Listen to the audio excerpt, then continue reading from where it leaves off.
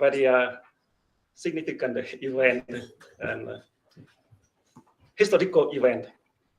We celebrate Governor Michael Dukakis' 90th birthday. He will be birthday in November 3rd, but we defined and organized series of events to celebrate for all year. And each event, we try to make some significant event to contribute for make the world better.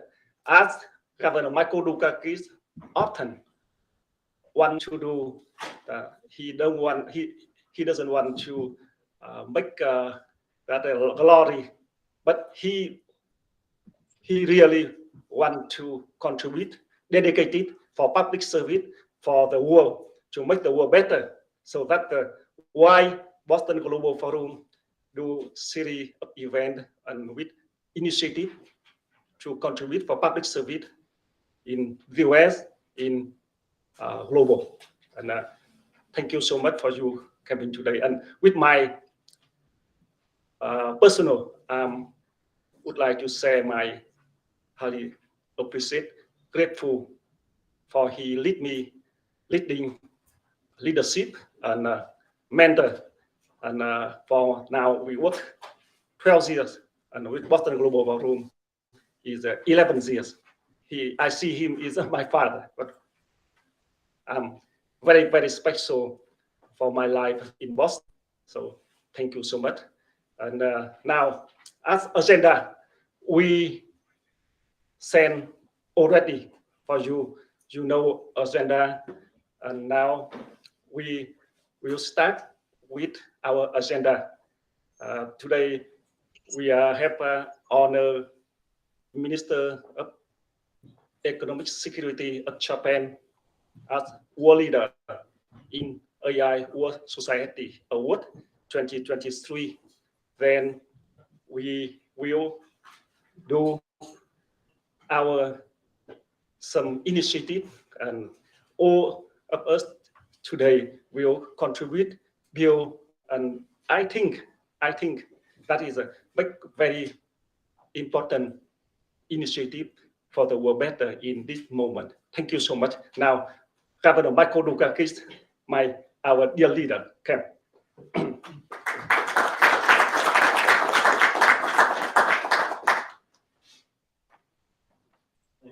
Thanks.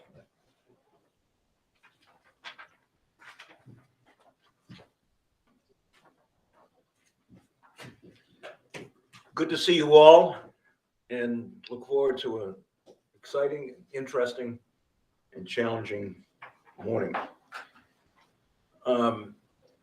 I would be lying if I didn't tell you that I'm concerned about the state of the world these days.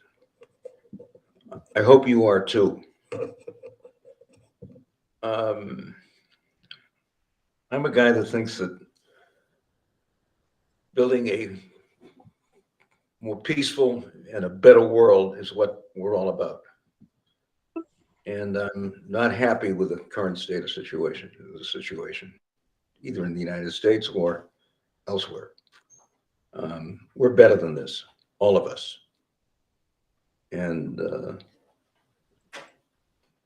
building a peaceful, stable, and progressive world, it seems to me, is what we ought to be doing.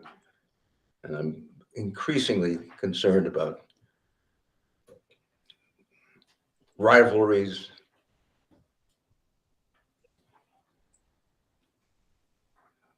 the situation obviously in Ukraine, but beyond that, the fact that after what seemed to be a move in the right direction, we're kind of back with power politics again. We can change that. I hope the forum can help to do that.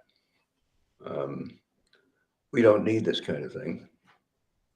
And in its own way, I hope the Boston Global Forum can help to make this a better world and a more peaceful world and a more stable world. That doesn't seem to me to be where we're headed these days, and I'd feel a lot better if I thought we were heading in the right direction. In any event, it's good to be here and to be joined by all of you. And we look forward to a good, lively, and I hope productive morning. My most important responsibility here this morning is to honor the Japanese Economic Security Minister, Sanae, right? Did I get it right? Yeah. Sanae Takaichi, with the World Leader in AAWS Award for 2023. Minister Takaichi has dedicated her career to promoting economic growth, social equity, and technological innovation in Japan and beyond. Affiliated with Japan's Liberal Democratic Party and a member of the House of Representatives since 1993, she has served as Japan's Minister of Internal Affairs and Communications, Minister of State for Okinawa and Northern Territory Affairs, Minister of State for Economic and Fiscal Policy, and most recently, Minister of State for Economic Security. In her latest position, she has made significant contributions to Japan's national security and economic policies.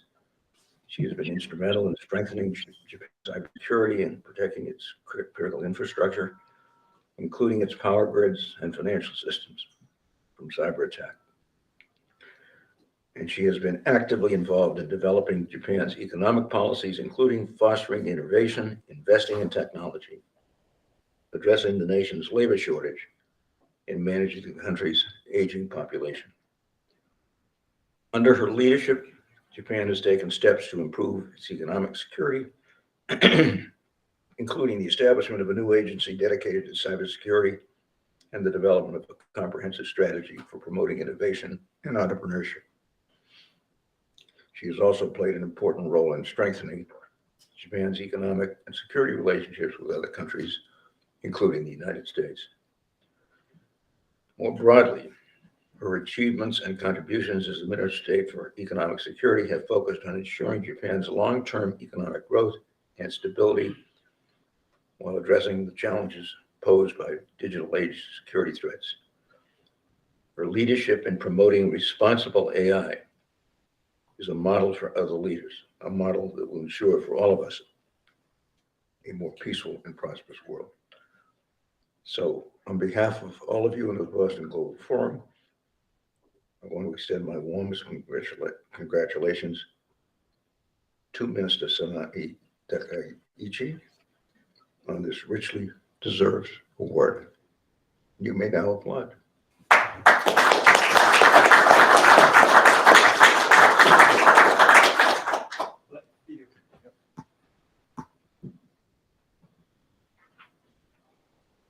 Professional Fellow for Democratic Commons Women Publishers Role. Okay.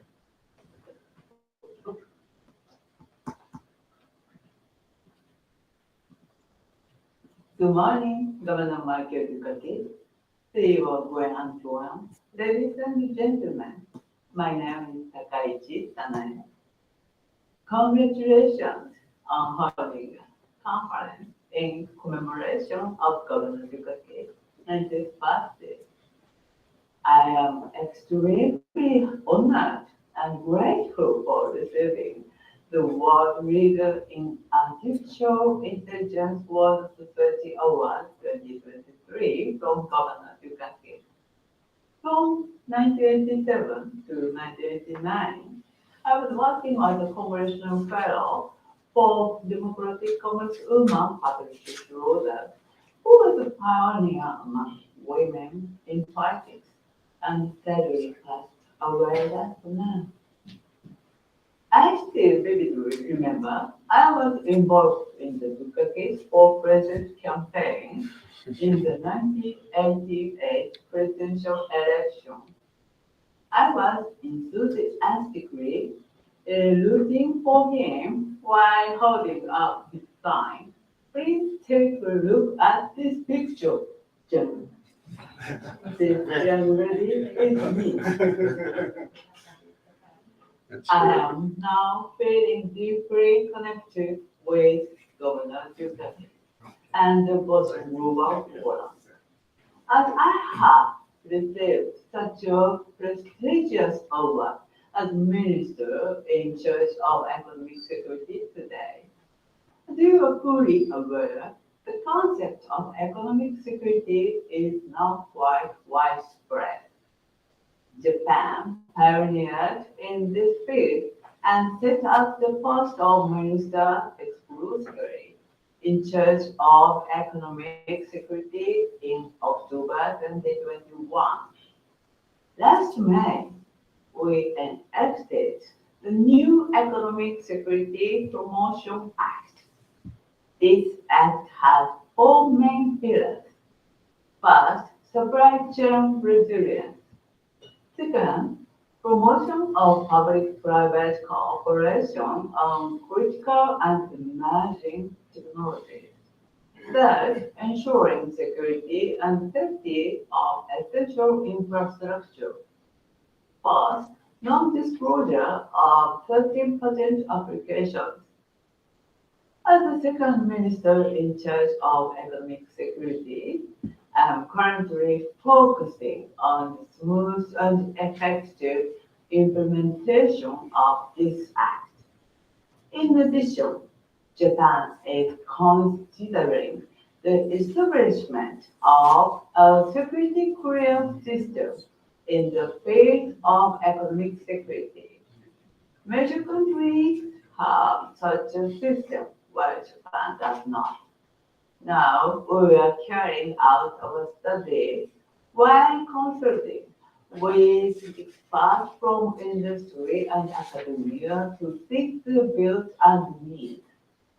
My understanding is that no minister in charge of economic security has been appointed in the United States or other countries. With this award I received today, I will continue to fulfill my responsibilities as was for Ghana in this ministerial position. I am minister in charge of not only economic security, but also science and technology policy. The theme of today's meeting, AI assistant regulation, has rapidly gained interest in Japan as well, due to the impact of the emergence of generative AI systems like ChatGPT. AI is an important technology that will support our society in the future as it continues to spread throughout various aspects of people's lives and the economy. The pace of technological innovation is remarkable, and new challenges are arising. We fully recognize this fact. Japan's AI strategies have been formulated with the Council for Science, Technology and Innovation, or CISTI, Animal Control. The latest version was compiled in April of last year. However, in light of the emergence of generative AI systems, we need to consider a new strategy to respond appropriately to the new era. Under the new strategy, we would like to identify the technologies and initiatives that our country should focus on globally and create an environment to invest resources strategically. Finally, I would like to thank you once again for the honorable award and wish you much success in this conference.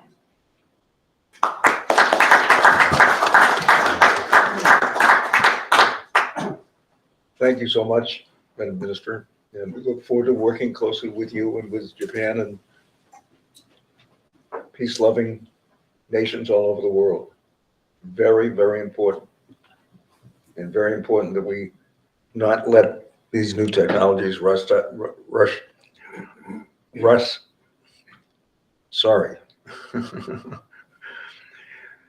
dominate us rather than vice versa. In any event, I think it's time for me to sit down and invite Tuan to come up and get our speakers and our panels up here. So. Mr. Enrico.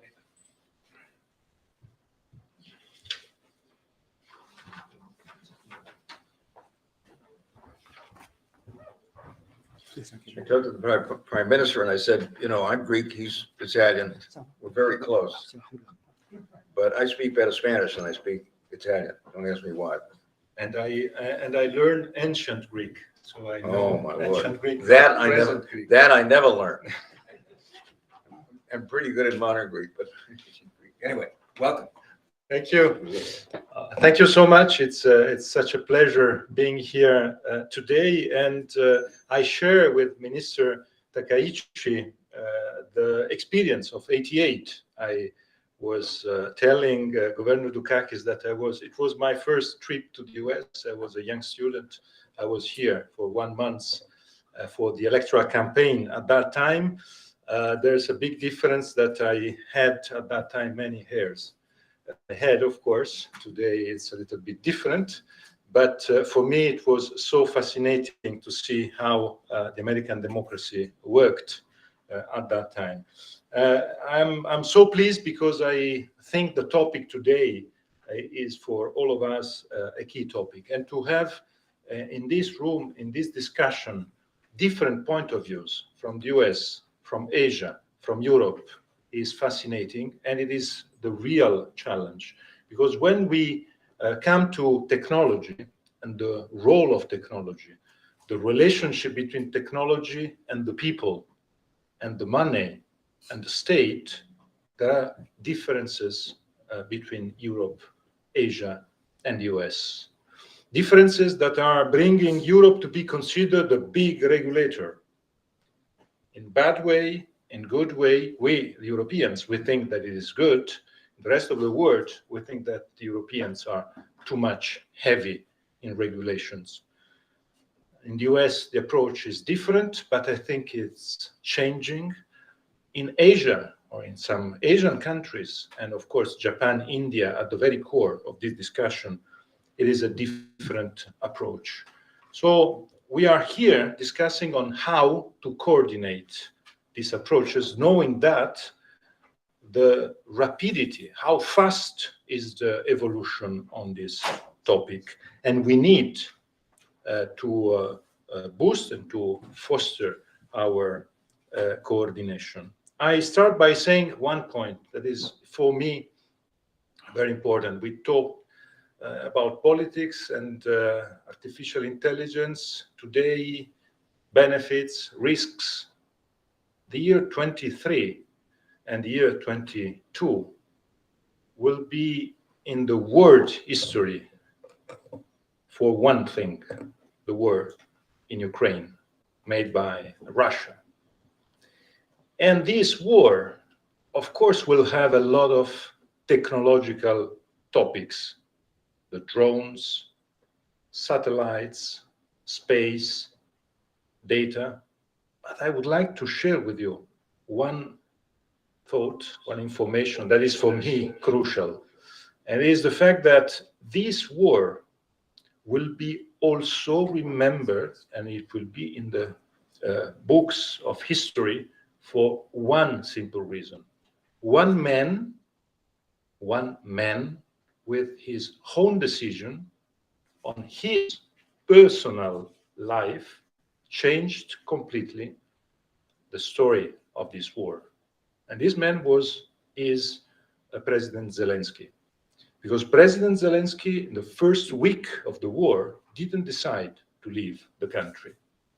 We were all waiting him leaving the country. The first, I think we all remember the first speech of President Zelensky. We were in Europe all convinced that this speech was given in a bunker in Warsaw. And President Zelensky was in Kiev, and he decided to stay, risking his own life. And the change, because of his personal decision that day, was so crucial that today we have to consider that, yes, technology is important, is meaningful, but human being is more important than technology, because the decision of one president changed completely the course of history. And I have to say that artificial intelligence is today, and the way in which this transformative power can change our life, can save lives, can spread opportunities, can find a way to better allocate public and private resources, is first of all unstoppable. So we have to discuss on how to manage it, but we know very well it is unstoppable. So we have to discuss on how to manage it. So I underline this first point in my presentation by saying that this enormous, strong, transformative power is unstoppable.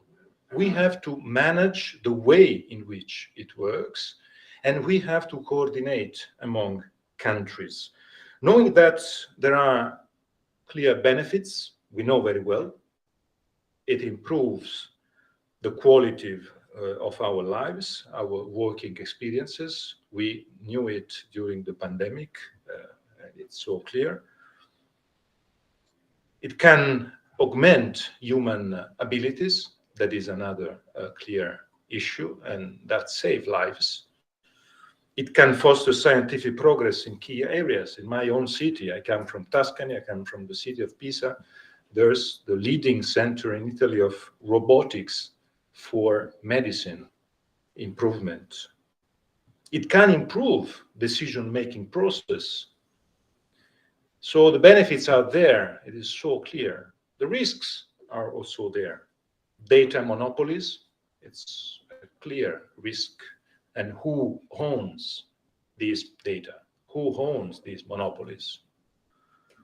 Surveillance technologies, the other key issue. Cyber warfare, technological warfare, the accelerative impact on labor market transformations with all the social consequences. We know very well that labor market transformations can have a good consequence scheme, but the problem is the rapidity and the way, the disruptive way in which it can happen. And we know very well that today's populisms are feeding by these kind of disruptors. And if they are too fast, without the ability to gradually transform our society and to absorb that changes, the consequences are there. And at the same time, with this difference that I mentioned at the beginning, the role of the market, for instance, in terms of artificial intelligence, tech companies, is so different from the US and from Europe. We know very well that we are considered as the regulators. And we know very well that in Europe we are full of rules put by the European Parliament, the European institutions on how to protect data. But I know that these rules, maybe too heavy, are today under scrutiny in many countries and in many states of the US, because these rules are the only way to avoid that companies can become owners of data of people. And the problem is not having access to my private life. Doesn't matter. The problem is how to take advantage of having all this data. And it is a comparative advantage that the market can allow. At the same time, and this is my second point, we are discussing about this coordination, this discussion among different areas of the world, among different democracies, because Tuan invited us to discuss in a very wide scenario, putting together in this scenario US, European Union, Japan, India, very different approaches. At the same time, we are in this discussion knowing that all these democracies are facing existential threats, as Governor Dukakis just mentioned at the very beginning of our conference, regardless of artificial intelligence, before artificial intelligence, because we know very well that there are many issues that are there, even if artificial intelligence is not developing. I mentioned, for instance, polarization, the extreme polarization of our political systems. It is not what we want to have in theory. When we think about democracy, one of the pillars of democracy is the fact that I lose, you win, but I recognize you as winner. And if I am the loser, my role is to recognize you as winner. Otherwise, without this mutual recognition, it is impossible to consider democracy working. We are always in a sort of fight, and this is one of the key issues. Polarization today in our democracies is arriving at a level that is both in Europe, in the US, but also India and Japan are living in very complicated situations. And of course, the rise of inequalities is part of this discussion. It's part of this discussion for many reasons. The reason is related, first of all, to the big cleavage that I feel as the main cleavage today in our societies, the cleavage between rural areas and main cities. When the opportunities are so differentiated and the services, the public services, are so differentiated between what is happening in rural areas and what is happening in the big cities. It is not by chance. I always use this example. You can overlap the map of the vote for Brexit and the map of the recent vote in France, the recent vote in Italy, in the US, in all our democracies. You can check the vote and interpret the vote with this key, the key of the big gap. What is happening in the big cities where big opportunities are there, services are there, openness, people with passport, and what is happening in rural areas, where today, because of the rules, budgetary rules, we need to have a decline in terms of services. We were talking yesterday about healthcare services. In our European countries, the reduction of healthcare public services in rural areas were one of the most important fuel to boost populism and disruptive attitude. The concrete democratic backsliding that is taking place in some countries within the European Union too, but around the European Union, the authoritarian models that are today so attractive, because these models are saying that we don't waste time in discussions, we decide. And in our democracies, part of the people are very much attracted by this discourse. That is, of course, a fake, a false discourse, but it's very attractive. This is why all the discussion about the future of the coordination in artificial intelligence has to consider this four part of the world, the four big democracies in the world, the US, the European Union, Japan, India.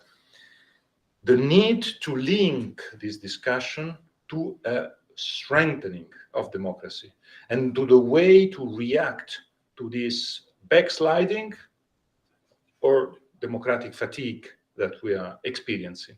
I have to say that another reason why we are experiencing democratic fatigue is also the fact that multilateralism is falling apart everywhere on every subject. The moment in which the United Nations are living in, it's a moment of, I think, the worst moment ever. The difficulty on multilateral discussions on trade, multilateral discussion on the most important topics today, in a moment in which globalization obliges us to cooperate. I asked once the OECD, who is there to coordinate discussion on this topic, to prepare a paper, a research of the cost of non-coordination during the COVID pandemic. The lack of coordination in the first period of the COVID pandemic had a huge cost in human being. I think we all know very well that the fact that we coordinated our countries, even within the European Union, because the European Union was not competent on social issues, on health. Health was a competence for the member states, not for the European Union. But the fact that for the first 2 months, the coordination wasn't there, and the loss of lives because of this lack of coordination was so huge. So we need more coordination. And at the same time, we are in a period in which the political discourse is an inward-looking discourse. Talking about international cooperation within a national campaign means that you lose votes, because people want to have your proposals for them immediately, not in a complex and articulated international cooperation discourse. This is why, and I enter my third and final part, the coordination of the discussions, the toolbox preparation on artificial intelligence is crucial, but it is not enough. If I may say, dear Tuan and dear friend of the Boston Global Forum, and thank you once again for inviting me today and to enjoy your activity and to cross your activity, I think we have to pass from coordination to alliance. Alliance is the right word. We have to create an alliance on these topics. Without alliance, it will be impossible. I know what I mean. I was member of the European Parliament, member of the European Council. I know very well the European institutions. And in Europe, when you don't want to get a result, you say, okay, we create a coordination. In Europe, coordination means blah, blah, blah. If you want to do something, you have to create an alliance. An alliance means missions, tools, toolbox, people, roadmaps, decisions. And this is what we have to do here. And this alliance means also an alliance between public and private, between governments, international institutions, and the business. Because the business needs to have this kind of work. And this work can't be only a work at business level. We need to have a work at institutional level, public level. And this is why on all these topics, I think it is time to get all these results. And my conclusion is that I think we need this alliance between business and institutions, governments. We need to have an alliance with social actors, with civil society, first of all. And we need to have places, tools, brands like the Boston Global Forum able to work in that direction. But my very last conclusion is about my job. I am an educator. I am a teacher. And I think that maybe the most relevant role is for the world of education. The world of education is challenged today by artificial intelligence and by the new technologies. And also we have to consider that the change has to be very fast. First of all, the change, I come from the social science world. And I know very well that all the big challenges today, artificial intelligence, data protection, climate change, pandemic, all these challenges, they need both social sciences people and hard sciences people.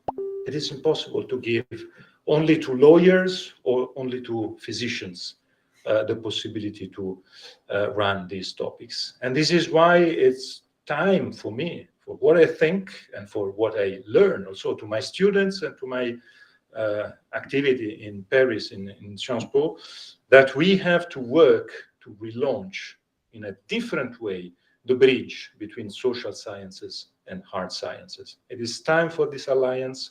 Thank you, the Boston Global Forum, to working in that direction. Thank you, Governor Dukakis.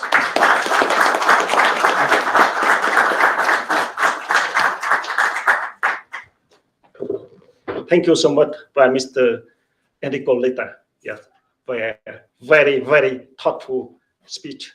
And now, it is a great to Governor Michael Dukakis for your 90th birthday celebration. It is the Alliance for the Better World at Prime Minister Letta talk. And we start to do from now, from this moment, in this conference. So thank you so much again. So we start to doing this year. We do very much action. Yeah, we talk. We a lot of principle and concept already for many years. Now the action. And Governor Michael Dukakis is the action leader, practical leader. So now as our Prime Minister Enrico Letta, and we have many leaders, big thinkers today. We do act, and we hope we are together for this mission, very, very glory and very significant mission. Thank you so much, Prime Minister Letta, and he is a global enlightenment leader with us now and continue to contribute for a long time. Thank you so much.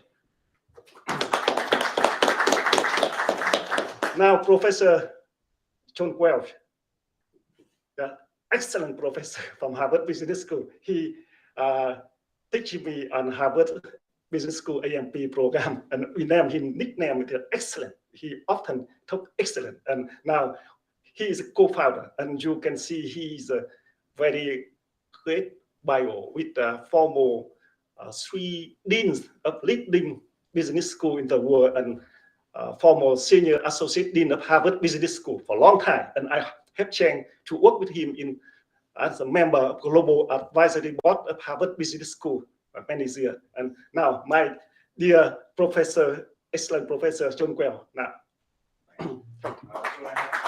yeah, is it okay here or not? better here. We take a film and movie. You are star. Yeah. I hate podiums. That's why I'm trying to avoid it.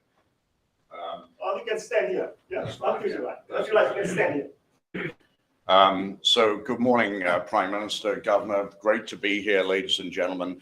I want to just spend the first couple of minutes talking a little bit about the Massachusetts miracle in honor of Governor Dukakis. So how many people here were living in Massachusetts during the Massachusetts miracle? Okay, only 2? My gosh, you're all immigrants to the state. Okay, we have another one. So I want to tell you what the Massachusetts miracle meant to me. In 1979, my wife and I bought our first house in Wayland, Massachusetts. In 1984, we sold that house for twice what we paid for it. In 1989, we sold our second house for twice what we paid for it in 1984. There was so much wealth creation and jobs creation under the leadership of Mike Dukakis. I don't know that there are many governors in the United States who have delivered, Mike, what you delivered to the Commonwealth in your period. It was a fantastic period. We had the creation and development of Wang Computer by an immigrant, Anne Wang. Digital Equipment Corporation, Ken Olson, just to name two of so many fantastic companies that were developed here during that period, leveraging Harvard and MIT, making Massachusetts essentially the IT capital of the United States. Now, Silicon Valley obviously was already a little bit important, but you know, over time, Silicon Valley, in many respects, came up stronger than Massachusetts. But this man created an example of excellence in terms of governance with respect to economic development that I don't think we've seen, certainly in any state in the Northeast, since Governor Dukakis. Though I will just footnote that I think that Governor Patrick did a fantastic job on life sciences promotion during his period in office here. But Mike, I want to thank you, because if it hadn't been for you, I would still be living in a box. And you know, because of everything you did, we were able to create wealth in our family that enabled us to live a great life in Massachusetts. Thank you. All right, now artificial intelligence. So let me just make a few general points first. What do we need data for? When we use data, we want to describe something more accurately. We want to predict what's going to happen more accurately, and we might want to prescribe what should be done, confident that we're predicting well. So there are these three levels of leveraging of data: description, prediction, and prescription. Obviously, the more data you have, the more computing power you have, the better and more thorough your algorithms are, the stronger your machine learning, which essentially means you test an idea out, and then based on the feedback, you further refine your idea or your prediction. The more that wave occurs, the more we are likely to see results from the next level of AI. I don't regard AI as anything particularly unusual. It's just a continuation of our data management processing capabilities to enable us to do a better job of describing, predicting, and prescribing than we have done before. And like all investments of this nature, it can be used for good or evil, as the Prime Minister indicated. Now, regulation, I think, is very important in this area, as long as it does not stifle innovation. And that is always a very tricky trade-off to make. I think the European Union actually has a lot to teach the United States in terms of sensible regulation. Just this last week, the European Union promulgated an excellent set of regulations on cryptocurrency. 27 member states agreed to these regulations. Now, of course, they have to be enforced, etc., implemented, but the regulations that were promulgated combine a commitment to innovation with a commitment to consumer protection.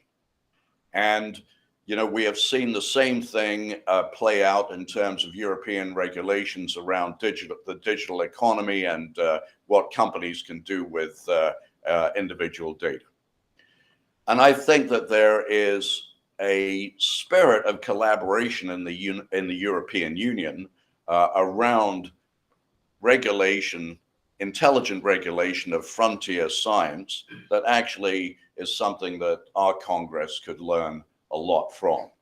So in the spirit of the alliance, you know, I very much hope that we'll be able to persuade some of our folks in Washington to believe that they could actually learn something from people elsewhere in the world, though that is a very unfashionable thing, as you know, to say at the moment.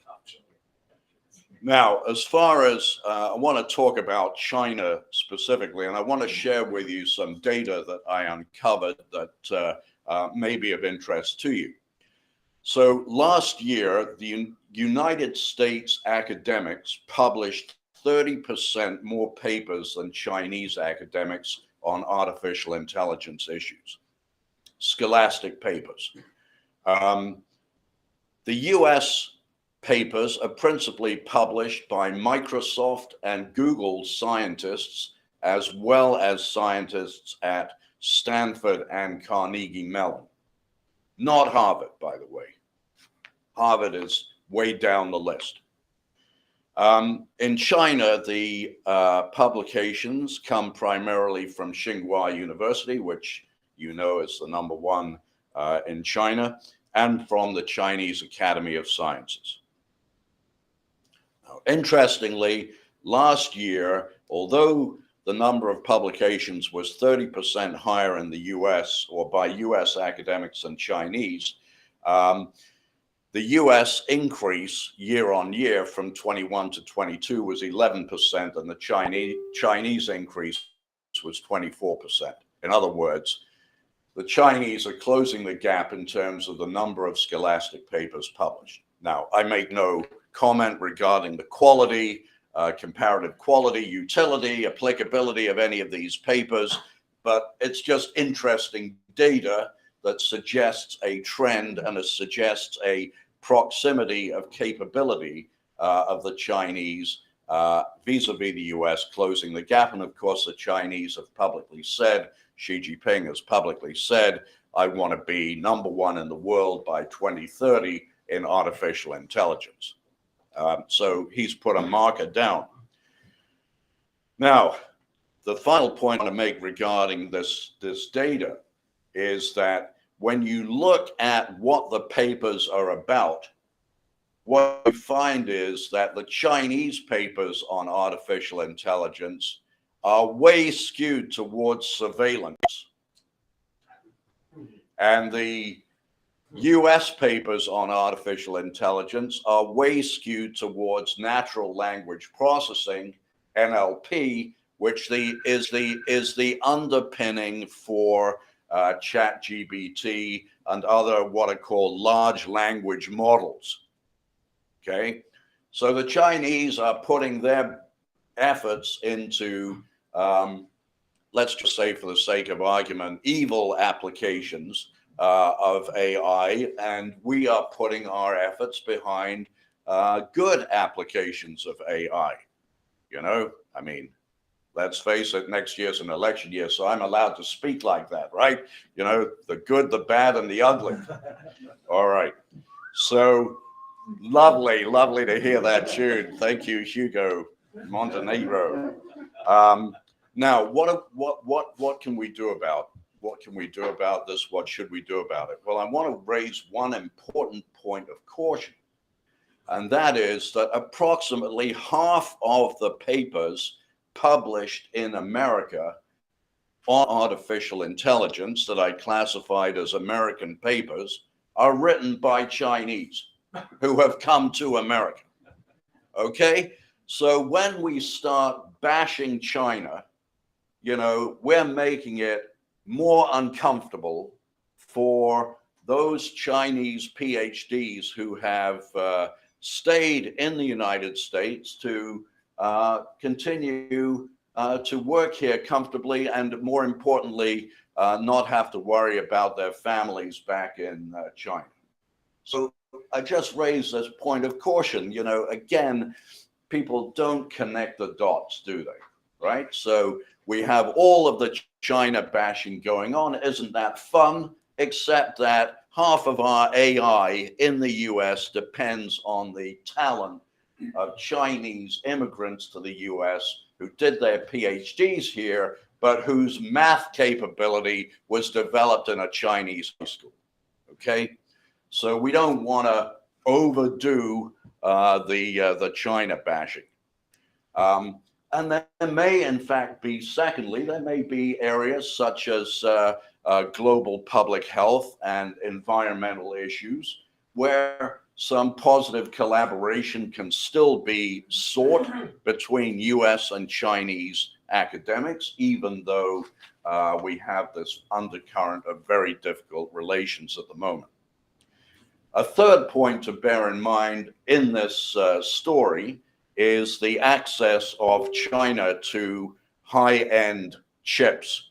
And in particular, the US government, I think, has been quite adroit, I would say even clever, in terms of using control over exports of chips and chipped manufacturing technology to China, not only from the US, but from our allies in other countries who have access to our technology. They are also blocked from sending that technology to China. This would cover companies like NVIDIA, for example, and Micron Technology as well. So what we're trying to do here is to slow down the development of Chinese AI by restraining the access that they have to these chip technologies. So that's another approach to managing this current situation.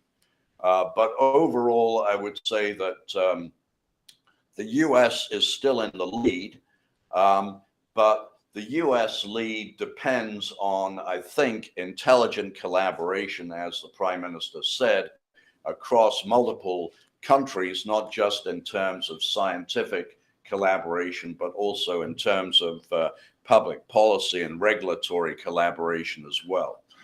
So those are my comments on this topic, Tuan, and thanks for the opportunity to be here, especially for the governor's 90th celebration here. And thank you for all you've done as well.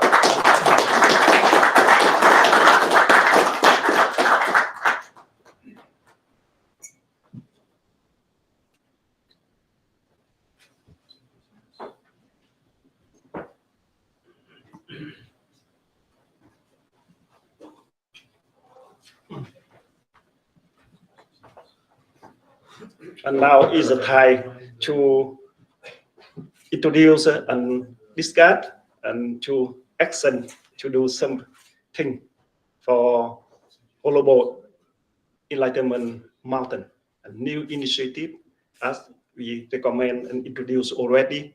And our group, on behalf of Boston Global Forum, we present some new initiative, and I would like to introduce my dear colleague, Professor David Simberway, Harvard Medical School, will present on behalf of the group, and then Tom Keeler, one of the historical AI figure, will present his concept to support and to do with Global Enlightenment Mountain. Thank you. Now, David. Thank you, Tuan. Governor, happy birthday. It's a birthday year of celebrations, which is befitting, and we're very, very grateful for your example and for your leadership, continued leadership. And Tuan, your leadership as well. This really is a result of the building that you have done and continue to do in this really vital area. Distinguished guests, friends new and old, it's wonderful to be able to speak with you on behalf of the Boston Global Forum. I want to pick up on something the Prime Minister said, which was very salient, which is that we need to understand and extend the intersection of the social sciences and the other sciences. It's at that nexus that so much of artificial intelligence is going to occur. In fact, and we won't speak about it today, brain-computer interface is not far off. And that maybe will be a future conference and something that we are working on for therapeutic purposes. But AI certainly, as a non-embodied, although it can be robot-embodied increasingly, set of algorithms is something that we are living with now, that and the horse is out of the barn, as we say, and so we can't stop it, but we have to use it for good. It will be used for evil, as we've heard, and we have to regulate and address that, or create disincentives or ways in which bad actors cannot have undue influence, which can come with the technology. But the pro-social uses are going to be really important, and that's what we're talking about today. Let me just say, Global Enlightenment Mountain, and what a term, GEM, is something that is being put forth really, and Tuan has conceptualized it as, Silicon is a valley, and let's aim for the mountain. And I think all of us here embrace Enlightenment values. The Enlightenment, indeed, is that which has really transformed history and is what we're fighting for today in terms of democracy versus autocracy and humanism versus other approaches to interpersonal and intergroup dynamics. So this is an initiative by the Boston Global Forum. If we can go to the next slide, that would be great. Back one, please. The other way.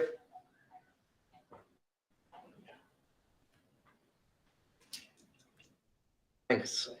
And it aims to connect research centers, labs of leading universities, and pioneering technology innovation companies from various countries. We, as the Boston Global Forum, and our partners in the Club de Madrid and beyond, there's a limited amount we can do. We can be conveners, though, as we are here today, and urging or creating calls to action. And we can't overestimate what we can do, but nor should we underestimate it.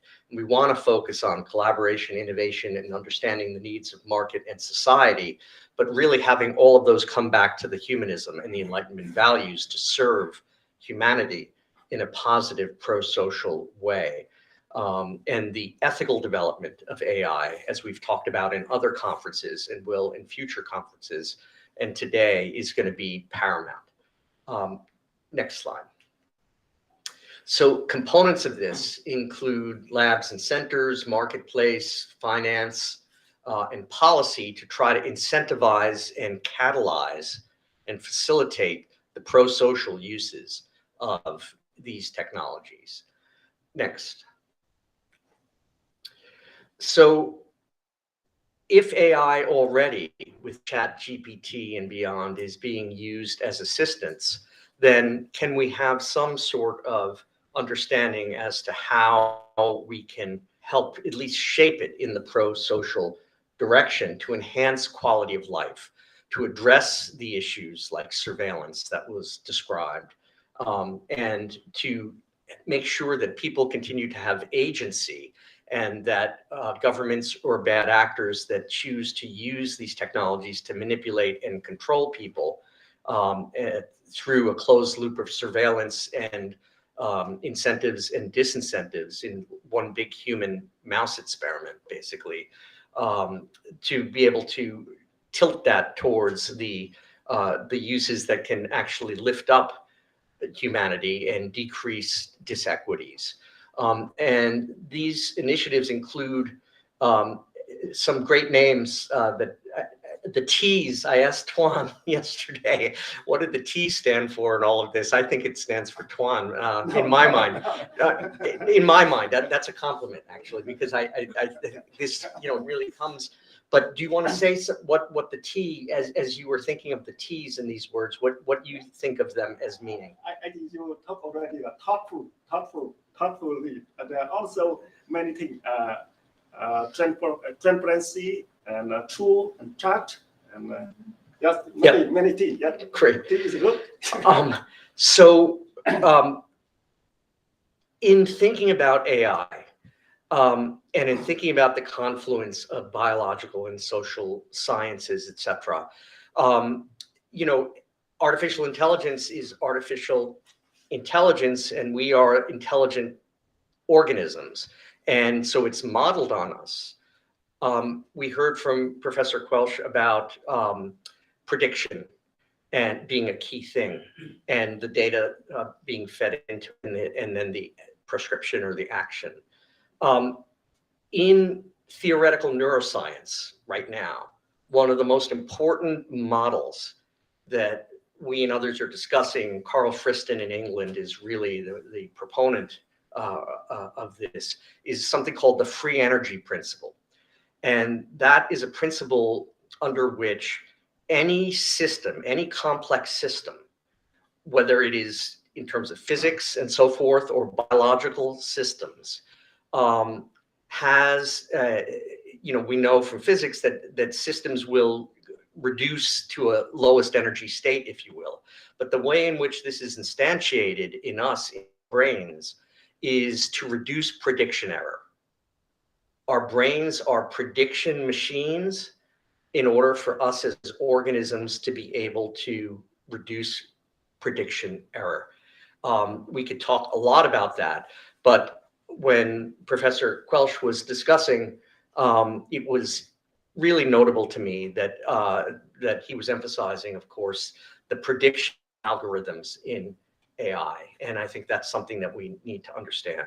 Another thing in neuroscience, in my field, that's very important, you know, in the 1970s and before, neuroscience was about sensory motor systems, the visual system, how we move our arms. Emotion became a legitimate topic of investigation and amenable to empirical study. And then in the noughts, social neuroscience. And that's where we come here. In social neuroscience, there is there are a set of brain regions in our right frontal lobe, in the middle part, upper part, that are involved with something called theory of mind. That's the processes by which we, as organisms, as humans, can intuit and infer mental states in other people. People with autism have difficulties with this, or schizophrenia, in different sorts of ways. But we all naturally are wired to impute and to intuitively understand the minds of others through things that are just visual and cues and so forth. In a way, as we think about robots and artificial intelligence, and the fact that in experiments, including in brain scanners, you can show that people will trust algorithms, will trust computers, and will have what's called transference to them. They will naturally ascribe agency to them. This is very powerful. And this is something where we can really make use of that in helping in that regard. Those are the antisocial uses. The pro-social uses are some of the things we'll talk about right now. And that has to do with just simple kindness, which is incredibly important, and empathy. And there are neural systems in our brain that mediate empathy. And we can model those, and we can develop AI that has empathy and that has within its algorithms a humanistic, pro-social core and set of constraints and not directives, but in learning, constraints probably is the best word. And the more we understand about the biology of the brain, psychology, and so forth, the more that we can use those to shape these tools in a way that will do good and not the opposite. It's important. Can we go back one, please, just for 1 second? Yeah. And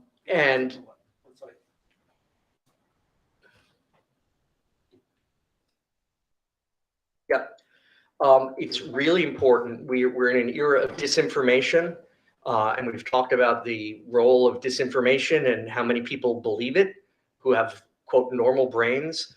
And we need to be able to use technologies to be able to get the more verified information and provenance, and also to be able to combat disinformation in these AI assistants and so forth, and also trying to promote, not in a negative way, and not in a way that would suffer the same weaknesses as some of the negative uses, but pro-social behavior and bring people together rather than enhance polarization, which is what is being done right now, literally algorithmically. Next. The next motion is I think the other way. Next. This is a little controversial and science fiction-y, but the way that I think of it in a positive way is that AI, as we know, has all the fancy predictive machine learning algorithms, but it's only as good as the data you feed into it. What if the data that you feed into it was data from leading Enlightenment minds, if you will, of people, whether historical and or current, and understanding the thought patterns of how they come to conclusions, and the prime ministers among us, and how do people at the top make sound, wise, good decisions, and if they're if everyone's busy trying to model different ways of thinking, what can we learn from good leaders and from thought leaders in any field for that matter, and try to feed in those patterns of thought in ways that that might help these algorithms to learn from them, and to maybe even be able, in a science fiction way, to say, what would Abraham Lincoln have done in this situation, or something like that. That's science fiction-y. I don't even know that we want that, and we could talk about all the negatives thereof, or the artificial intelligence that could mimic the evil dictator. But insofar as all of this stuff is going to be used anyway, to load in data full of people who are very learned and wise, as we get artificial intelligence, we might as well load in the intelligence part. Next. And then toward that end too, for leaders who, in this world of such complexity and such rapidly evolving science and so many different points of view and data points, are there tools that can be developed specifically to help leaders in terms of policymaking, to be able to inform them with accurate data, and to be able to help them consider the options that are available to them or their country or their group in a multilateral way that can be helpful. Next. So this is really the work of lots of people I'm just presenting here on behalf of. Again, I want to thank the Boston Global Forum and our dear friends who've come from all over to have this dialogue with us. Yeah. Thank you so much, David and Tom, please. We have some problem about the time, so please sort to have time for another presentation. Thank you. Thank you very much. It's a great opportunity to be here with you. I want to start out by saying that first of all, go ahead. You able to find it? Should it say framework on the title, I think? framework, slide, Tom. Yeah. Framework. No.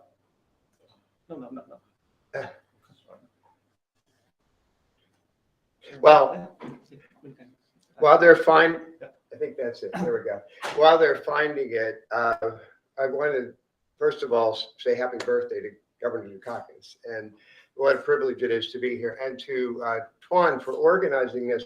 I don't know if one of the things I see that is in coming to these events, and I'm new to this group, but Tuan does this amazing job of somehow threading together a narrative that these all seem to fit together. And I was surprised as I listened to people ahead of me, essentially setting things up for what I was about to say, which is, I believe collective human intelligence, and I am an AI guy, that's the ponytail part, but I have been involved in AI since 50 some years ago. And what I want to talk about today is this importance of return to the fact that this is about human collective intelligence, and it ties deeply into the underpinning that we learn from science and the Enlightenment. So this notion of thinking about the Enlightenment, it is time to think about it very clearly for a lot of reasons that you'll see in this short talk. Next slide. So these are the responses to the AI. This is actually taken from New York Times, so you may have seen it before. But there's panic, and there is people questioning, and there are people who say, "Don't stop us. This is the best thing ever. Don't touch it. Keep going." And what we want to talk about today is, where should we go from here? And on the left, in the panic, have you heard about the Moloch idea here that's been put out by Tristan Harris and some others in the field? The idea of a Moloch framework is that we keep deciding to do things even though we're heading for disaster. Nobody wants to go there, but we all do it because we're afraid the other guy is going to do it as well. This is not healthy. And this is what we're a little bit in that today. We're in a context today where this notion of we got to keep it going because we don't want to lose out. That's necessarily and substantially a failure in collaboration, coordination, and trust. That is what the 8 years since the summer of 1955. The beginning was about hand coding. This, by the way, comes from DARPA. Underpinning most of what we see in AI today is really initiated within the DARPA community. But what in the first wave of AI, it was about studying how we behave, how we think, the philosophers, cognitive models, social science models, and encode that, handcrafted in code. It's called the symbolic era of computing. I was part of that, actually, was CEO of the first AI company to go public out of the Stanford side of the world, although I'm initially an East Coast guy. But the point was it was rooted in natural intelligence. And when the data started to come because of the internet and all of that, a lot of the early models that were sensory and perception based, where you learn from data, statistical inference from data, was that just led to this explosion of wonderful results because we had enough data to make neural networks work, to make a lot of the big ideas work. And so we had the beginning of self-driving cars and all the wonderful things that we see. But here's the concern. Underpinning a lot of the statistical learning, it's called black box. We don't know what goes on inside. What's worse, we've thrown away data provenance. For the first time in human history, we write information technology systems that don't know for sure where the data came from or if it's good or not. That is a concern.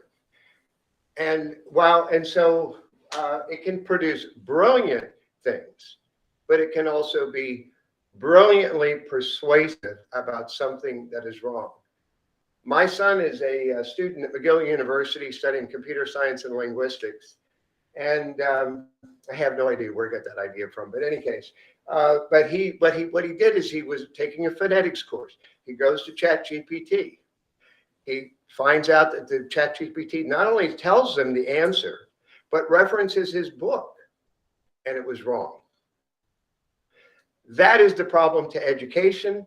That is the problem to science. In fact, John Seely Brown, by the way, I do want to say my collaborators in this are John Clippinger, John Seely Brown, who was the president of Xerox Palo Alto Research Center, where a lot of the AI work came out of that, and also Scott Page, who's a social scientist at the University of Michigan, focusing in collective intelligence. The whole idea of collective intelligence is we together are better predictors. We together are smarter. And in this middle era, one of the members of this Boston Global Forum had the best idea about this. You are smarter than your data. Judea Pearl stated that. And he's professor at UCLA.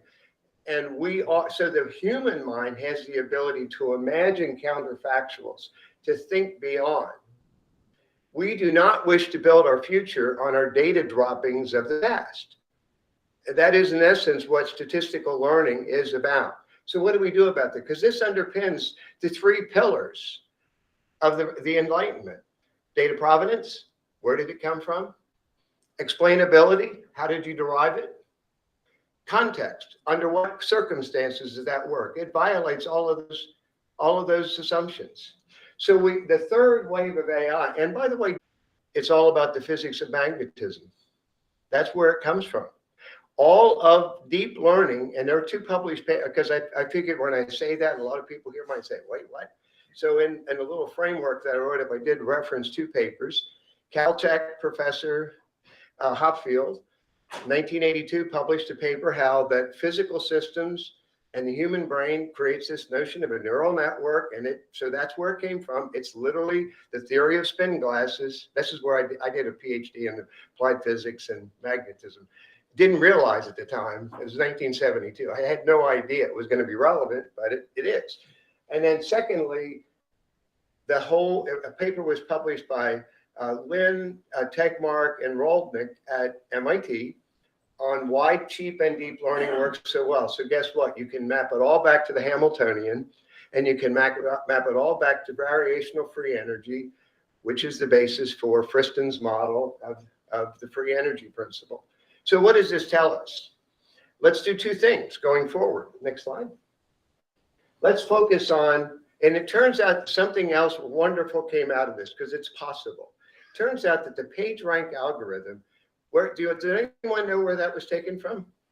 It was citation indexing out of scientific literature. What we did, and I've been working on this for the last 10 so years, we did is we said, hey, let's take it back to scientific indexing. When you say an idea, let's just say that's like a publication. But you don't get to promote your own idea, and other people get to review your ideas single blind. Okay? Go with that. Now, so therefore, the only way your ideas rise if you state them with evidence in such a way that other people agree with you.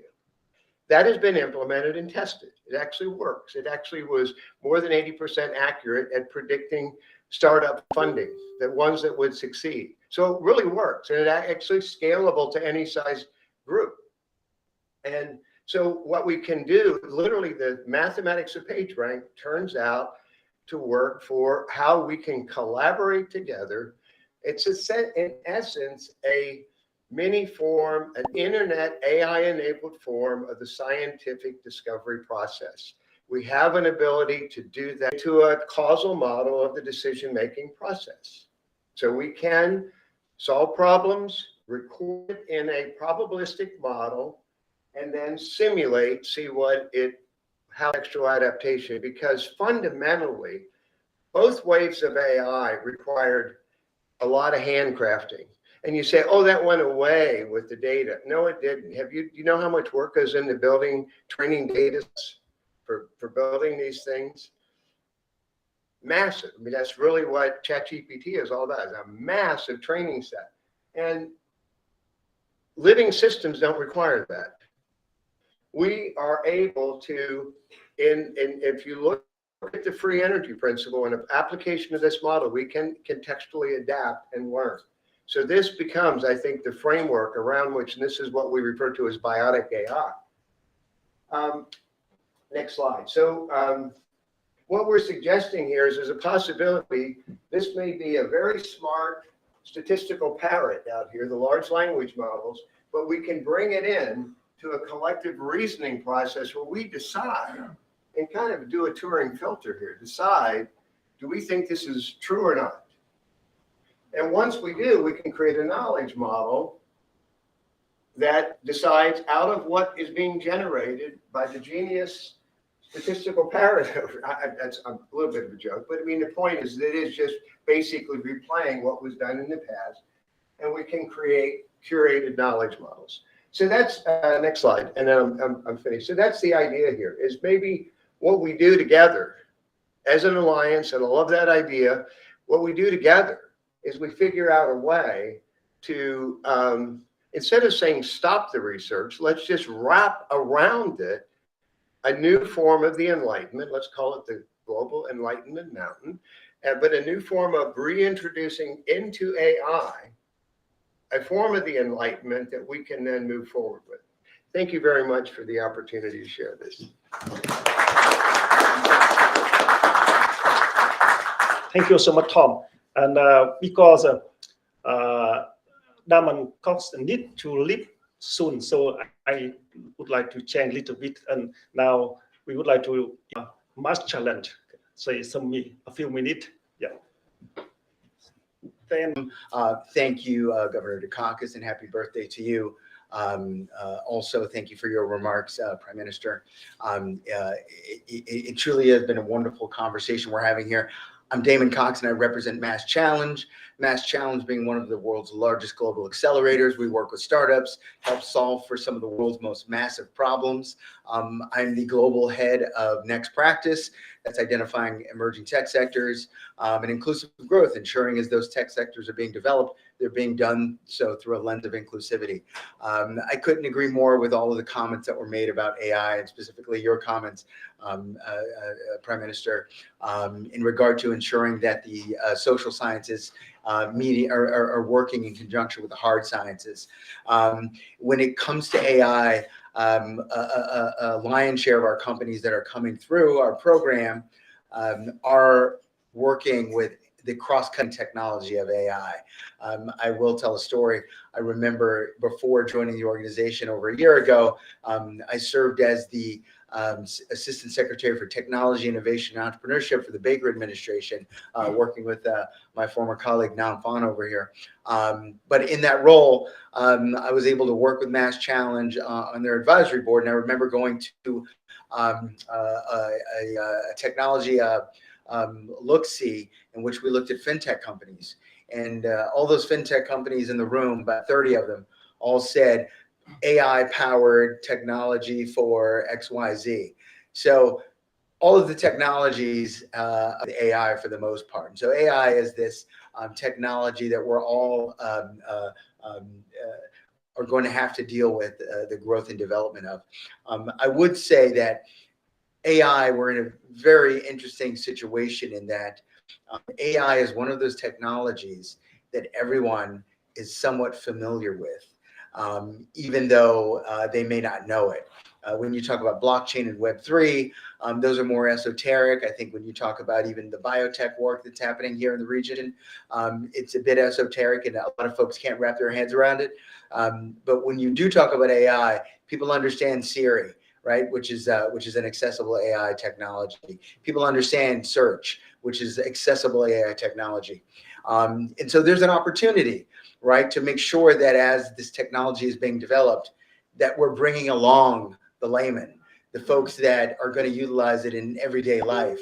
And I would also bring the caveat of ensuring that as these AI technologies are being developed, we need to ensure that they are not reflecting the implicit biases of programmers and what the AI is grabbing off the internet, as was stated in the last few comments. We must ensure that as AI is being developed, that it's being done through a lens of inclusivity and not regurgitating misogynistic artificial intelligence. So hopefully Governor Healy in her new role will look at this and possibly look at this as an opportunity to have the Commonwealth have a leadership position in the space.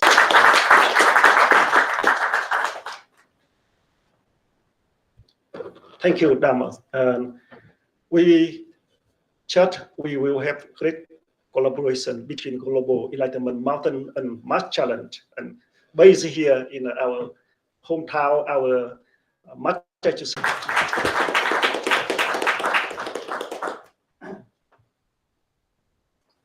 Greetings to one and all. Thank you, Tuan, for welcoming me to the Boston Global Forum community. I owe deep gratitude to Governor Dukakis, who has been my teacher and spiritual mentor for nearly 30 years. He embodies public service in its true and most profound sense. He has served the Commonwealth of Massachusetts with his extraordinary leadership style of utter humility and selflessness. It is my great honor and a privilege to join the Boston Global Forum community in celebrating this year the governor's 90th birthday with my own little contribution in public service. The proposed framework that Tuan shared with all of us is a document that's an unfinished symphony, orchestrated of many chords. That is the many models it draws on from the EU countries, the US, and others around the world. And of course, it will continue to evolve. My background is in healthcare in Massachusetts for more than 25 years.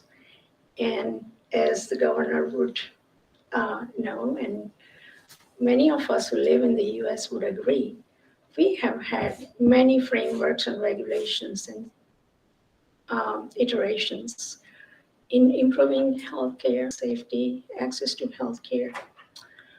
It all finally boils down to what we do and how we do it.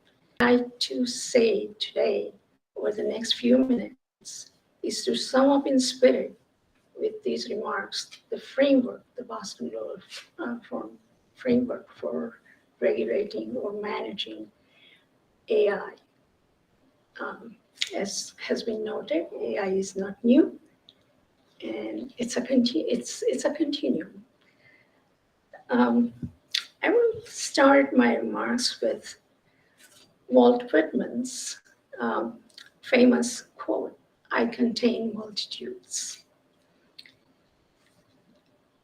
Every human being contains multitudes, as do our organizations, our societies, our nations, and so does AI, and will as it evolves in its social life.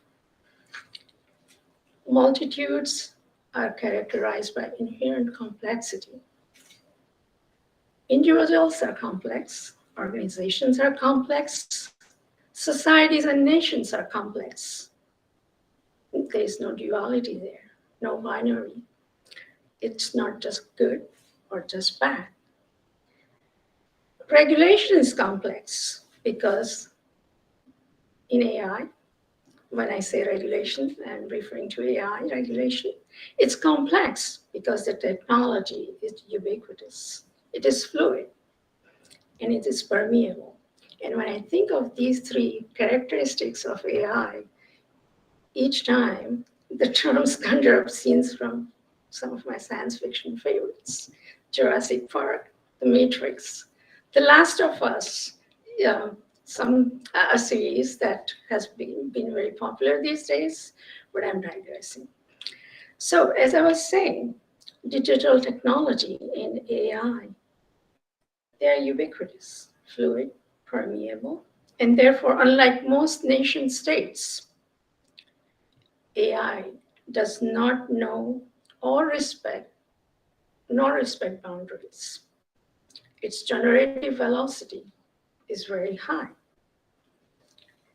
For this and its other known and yet to be known behaviors, AI has profound implications, good and bad, on the complexity and volatility in our lives, in human societies, as well as in international relations.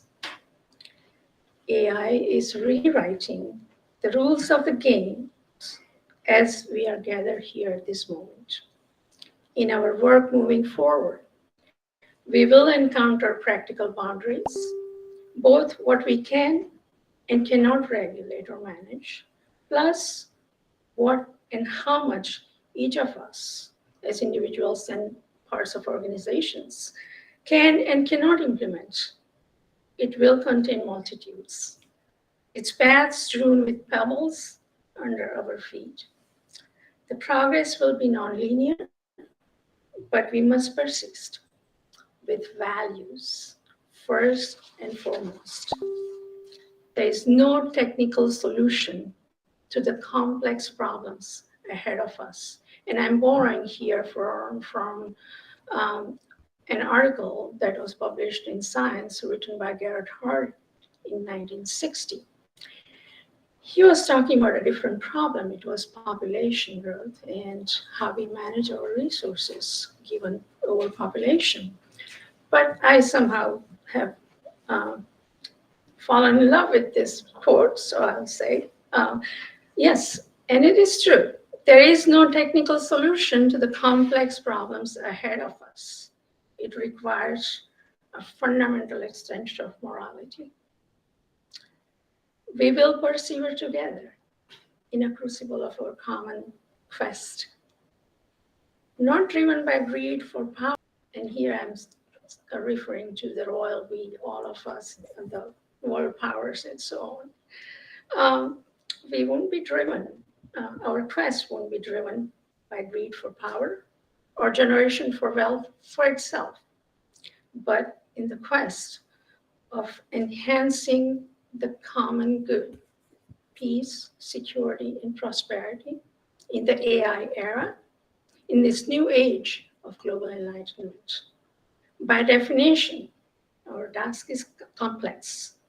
We will confront multifaceted challenges besides moral dilemmas, a limitless scope of work with finite resources, infrastructure, or empathy, compassion, human connectedness, we shall see. Our first action step, though, is to establish a strong alliance, much as Prime Minister Letta say, an alliance among like-minded democracies and institutions for the global enlightenment. That is the topic of panel discussion coming up soon this morning. As I stand here,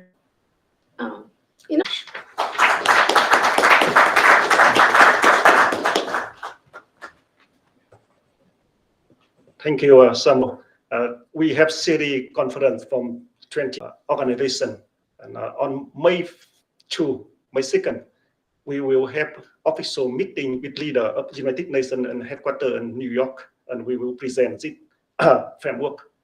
And thank you so much for all contributions. Many our dear friends and colleagues contribute from February 28th, and many professors from Harvard Law School and Stanford, they cannot join because busy, but we are highly appreciate their very, very significant contribution for framework. So now we would like to learn and hear from people outside in the room from Tokyo, former state Minister of Foreign Affairs and Defense from Japan, Nakayama, Yasuhida Nakayama. Please. Hello, good evening from Tokyo, and good morning from Boston. And thank you very much, Mr. Tuan, to inviting me here. And also, shall I say happy birthday, Governor Michael Dukakis. Is this your birthday today? No, November 3rd, but we that is a year to celebrate birthday of Governor Michael Dukakis by our initiative, our action, our programs that gift for governor. Governor don't need gift. Yeah, but this gift conference contribution, dedication is a gift, big gift for governor. Yeah, we are making gift today for governor. I see. So happy, should I say happy birthday? Yes, of course. Okay, because for Japanese, happy birthday is your birthday. So I double checked with ChatGPT earlier. I asked ChatGPT when Governor Michael Dukakis' birthday. Found it that it is on November 3rd, 1933, which is my wife is also November 3rd. So same as my wife's birthday. So anyway, congratulations. And also I respect Boston Global Forum, all attendance, and also earlier the Prime Minister stated that alliance are important. And also I believe that democratic, maybe after the World War II, we the Japanese government and the people fought against the United States American people, but I think that reconciliation is already started from the beginning of the war, and now the two countries are really harmonized, and we are the number one allies of the world, I believe. So I involved in politics. So, and I trust and believe freedom and democracy. So in our neighbor, there is a country called Taiwan. And I've been to Taiwan in 1972.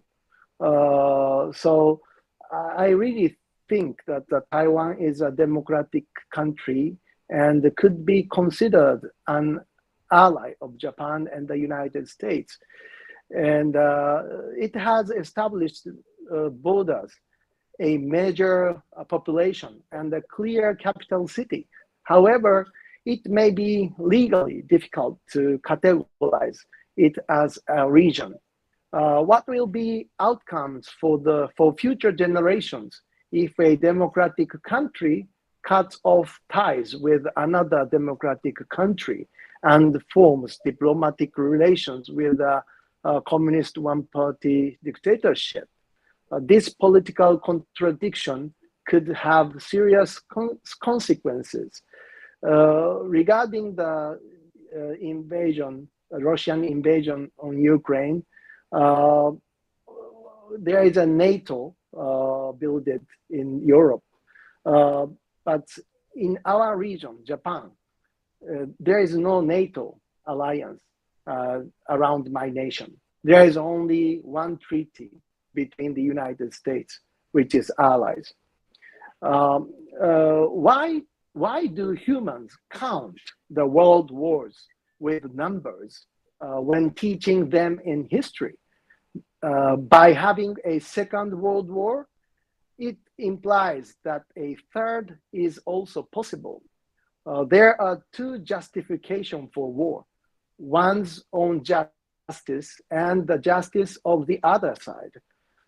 For example, if you think about my house or your house, before I get married with my wife, I thought under one roof of the house, there are two justices. and I mean that there are one justice only in my house, but I learned there are two justices in under the roof of my house. One is my justice, the other one is my wife's justice. So how to hedge the risk of the war is very important. And regarding the AI, does humanity want AI to become like humans? If AI knows the ugly parts of humanity, what kind of future incidents could occur? Human must possess an imagination that exceeds that of AI. No matter what kind of technology humanity possesses in the future, I believe that it will depend on who and how humans use the technology. Therefore, I believe that teaching and moral education is important for humanity, including AI. The history is the witness. So thank you very much. And additionally, I'd like to say that thank you very much for the Boston Global Forum and the executive board to make a decision to give the award to our Japanese Economic Security Minister, Sanae Takaichi, to honor her from Boston Global Forum. I'm so sure that she will active and she will more guts to tackling the difficulties of the future politics problems and issues. So thank you very much for listening my comment and the message. ありがとうございます. Thank you.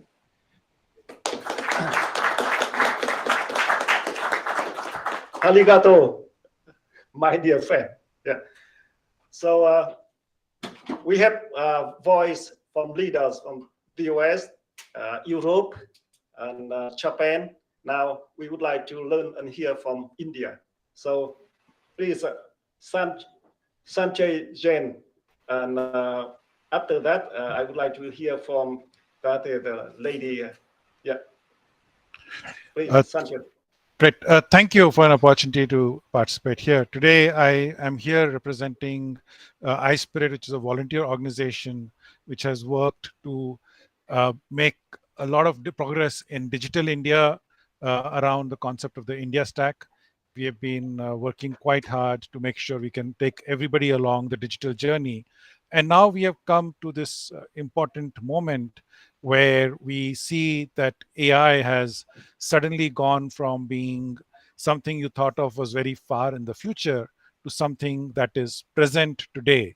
And we now come to this point where we have to take a call as to how we think about it, how we use it.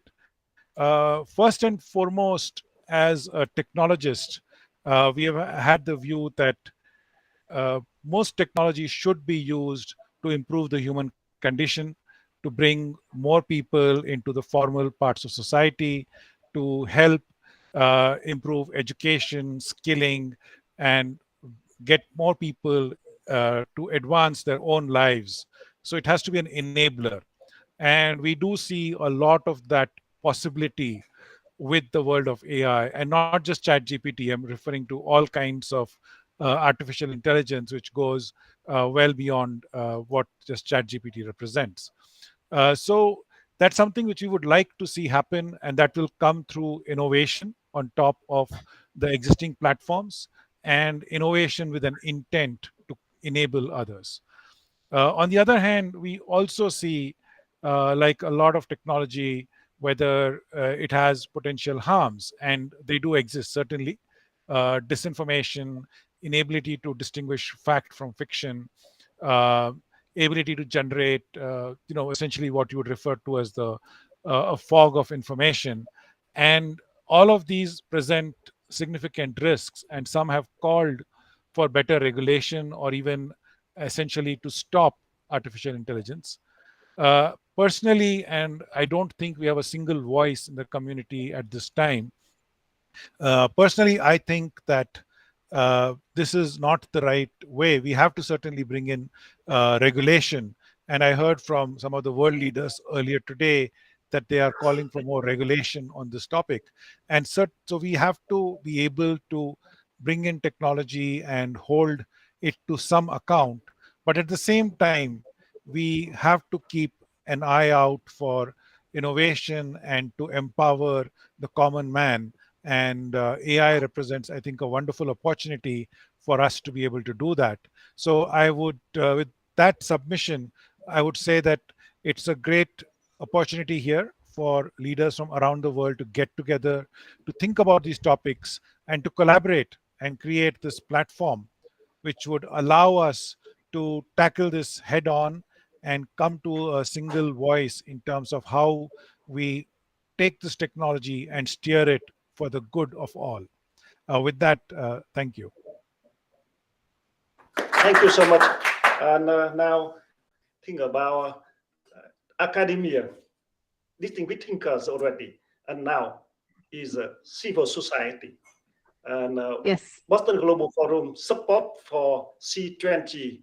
And today we are very pleasure to invite one of leader of a new initiative for G20 about civil society. That is she. Yes. Yeah. Now, please, thank you. Thank you so much, Tuan. Is everybody able to hear me? Yes. Okay. I was listening to the entire session today, and it is such a privilege to be here.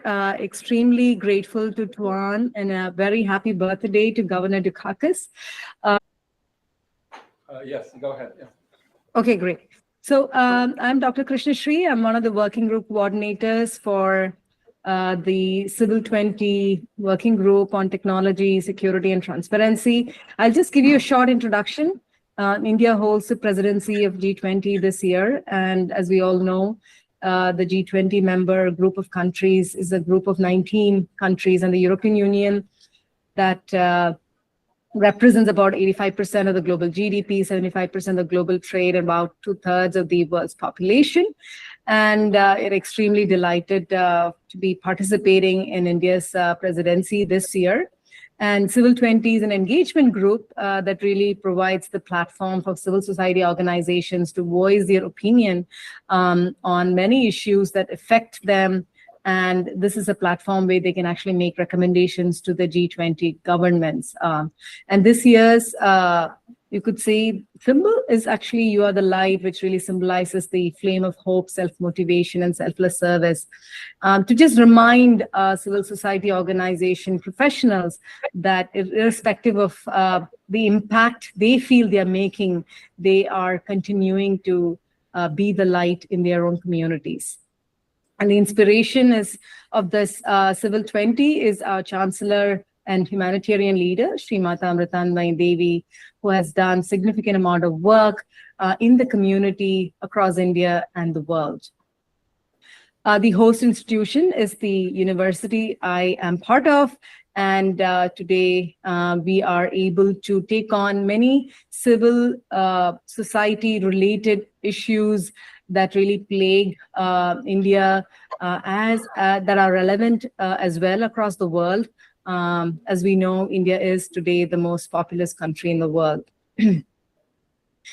So far, we have actually been able to work with close to 90 countries as part of our initiative in these past 4 months, and get their policy recommendations. And I'll just share with you a little bit on the topics that are highly relevant to the topics discussed today, and why I'm actually presenting this to you. And as Tuan mentioned, why there is a need, in fact, for a coalition, or even better, an alliance. So previously, the Civil 20 groups talked a lot about digital economy and anti-corruption, and these are extremely important topics for the world. However, there has been no specific working group, and this is the first time we are actually proposing this, and we feel already the impact of that doing so. And the 4 themes are technology for empowerment, AI and data for society, transparency, trust, disinformation, safety, security, and resilience.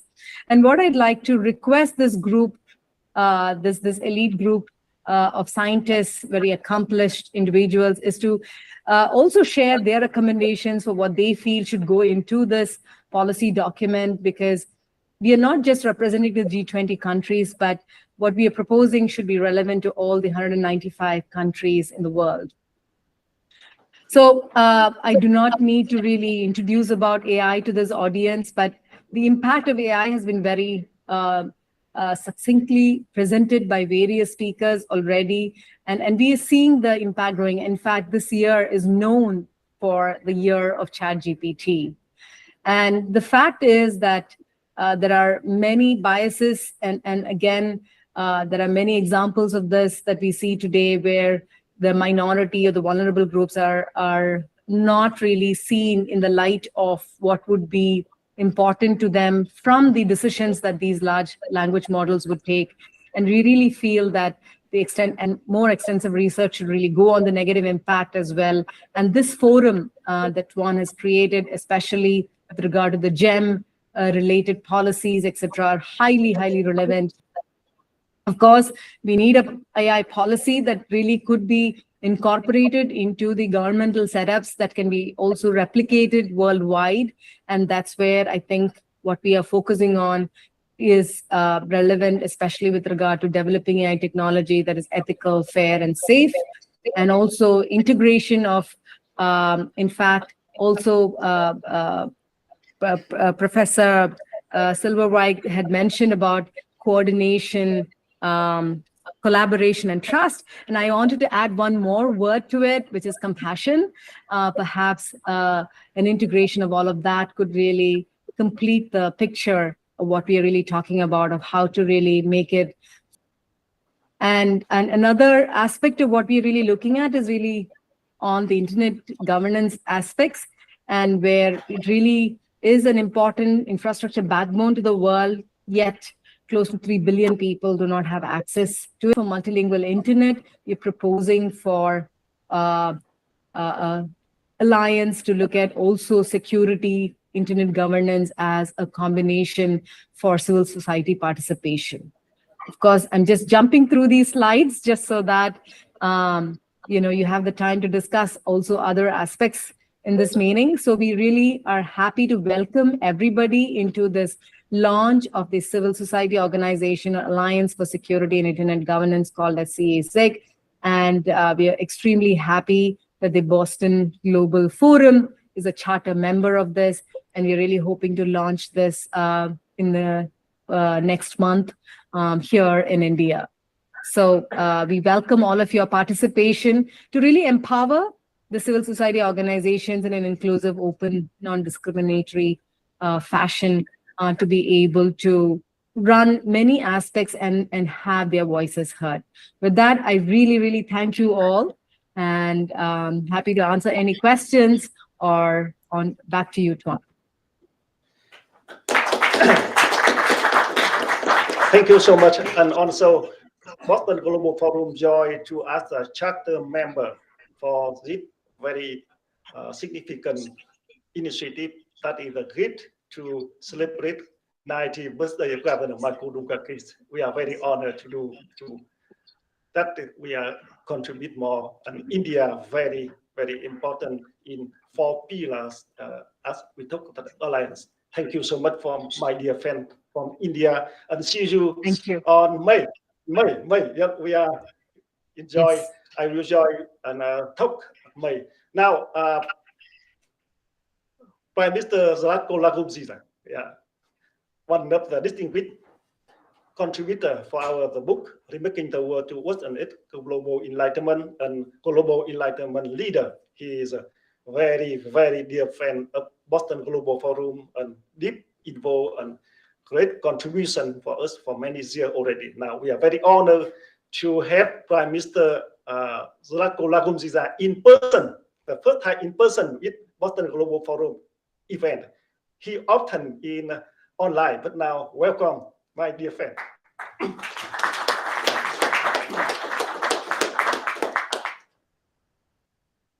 Thank you, Tuan, very much. Thank you, Governor. I'm so glad that I met some people for the first time in live. David, I'll conclude with you, with quoting you probably. I mean, so that's why I started with you. We are here, of course, in the end, I will just, as planned, to present the statement that we are going to. But before that, I was asked to have some discussion, some notes. And of course, while I was listening to you, I ripped up my notes. I'm not saying that my notes are in confrontation with what I heard, but my notes were just, I mean, good preparatory issue for me, I mean, to reflect on what I heard. So wise, many wise words. Going from Greece to Italy, going from Aristotle and from the cradle of civilization to the ancient Rome, and especially when we talk about Enlightenment, we have to say that Enlightenment came after Renaissance. And that's where Italy is. And Renaissance came after Black Plague. Probably, I mean, what we witnessed was pandemic and aggression on Ukraine. We can consider that as a Black Plague of 21st century. So now, Enrico, I mean, it's time for Renaissance. If we want to talk about, when we talk about Renaissance, I mean, then we should talk about the soul. Not about artificial products, but about us. And that's where I'm combining this ancient Greek wisdom, which we have to remind ourselves a little bit more about. Aristotle was talking about episteme, techne, and pronosis, 3 types of knowledge. First one was, let's say, episteme. It's like know-how about science. Techne, about how to apply it. And pronosis is probably, I mean, in my language, translated in English, it would be like wisdom. I think what we need more today is wisdom. We need more pronosis. And obviously, we are upgrading with techne so well that it looks like pronosis is lagging behind. So Enrico and myself, we were kind of colleagues in a variety of the ways. He's coming from social science, and he was talking about social science and technology, about computer science. I was, and we were prime ministers of a certain period of time in our life. The best part of being prime minister, because that's the only way that you're qualified to be former prime minister, which is much, much better position, then you can represent yourself and your own thoughts. In that sense, I think it is very important that we go back a little bit, and I'm an educated computer scientist. I'm first generation of computer scientists in my country as an engineer. And it took me to get my PhD in computer science to say, wait a second, this box is worth nothing. I mean, we have to go back to actually the soul and to social aspect of it. Because, and now with artificial intelligence, it's even getting lifted up on the next level. So I'm coming from, and I think Enrico made very excellent entry with putting Ukraine in a context. This is time that multilateralism and everything that we're talking about is completely wrapped up. I mean, everything is broken, and we are now building the pieces. And at the same time, we are talking about artificial intelligence, which was going on without Ukraine and Russian aggression on it anyway. But these things have to be taken in some kind of holistic picture in every aspect of their meaning. One of my favorite literature is, which is very short. It happens to be published just once in a few years. It's Doomsday Clock that was back in 47, established by Atomic Scientists Bulletin. And that was set up back in 47, 7 minutes to midnight in 47. And the worst part, the worst time for Doomsday Clock was in 1953, when it was set up to, I think, 2 minutes to midnight. That was when Korean War was going on, and that's when Russians and Americans were testing hydrogen bombs. And that was 2 minutes to midnight. The golden age was 92. 92. It was set up 17 minutes to midnight. Berlin Wall fell down. I was myself. It's bizarre. It was 17 minutes to midnight. Berlin Wall fell down. and the bricks of that wall hit my mirror. The same concept. Also, I see, good you mentioned Zelensky. I mean, the fact that he stayed in Kiev made a difference. It made a difference. And we stayed in Sarajevo. At that time, I was younger than my young colleague, Roshan Muradov, Secretary General of the Islamic and Javi International Center. That is some people are mixing GBF and BGF, Global Baku Forum and Boston Global Forum.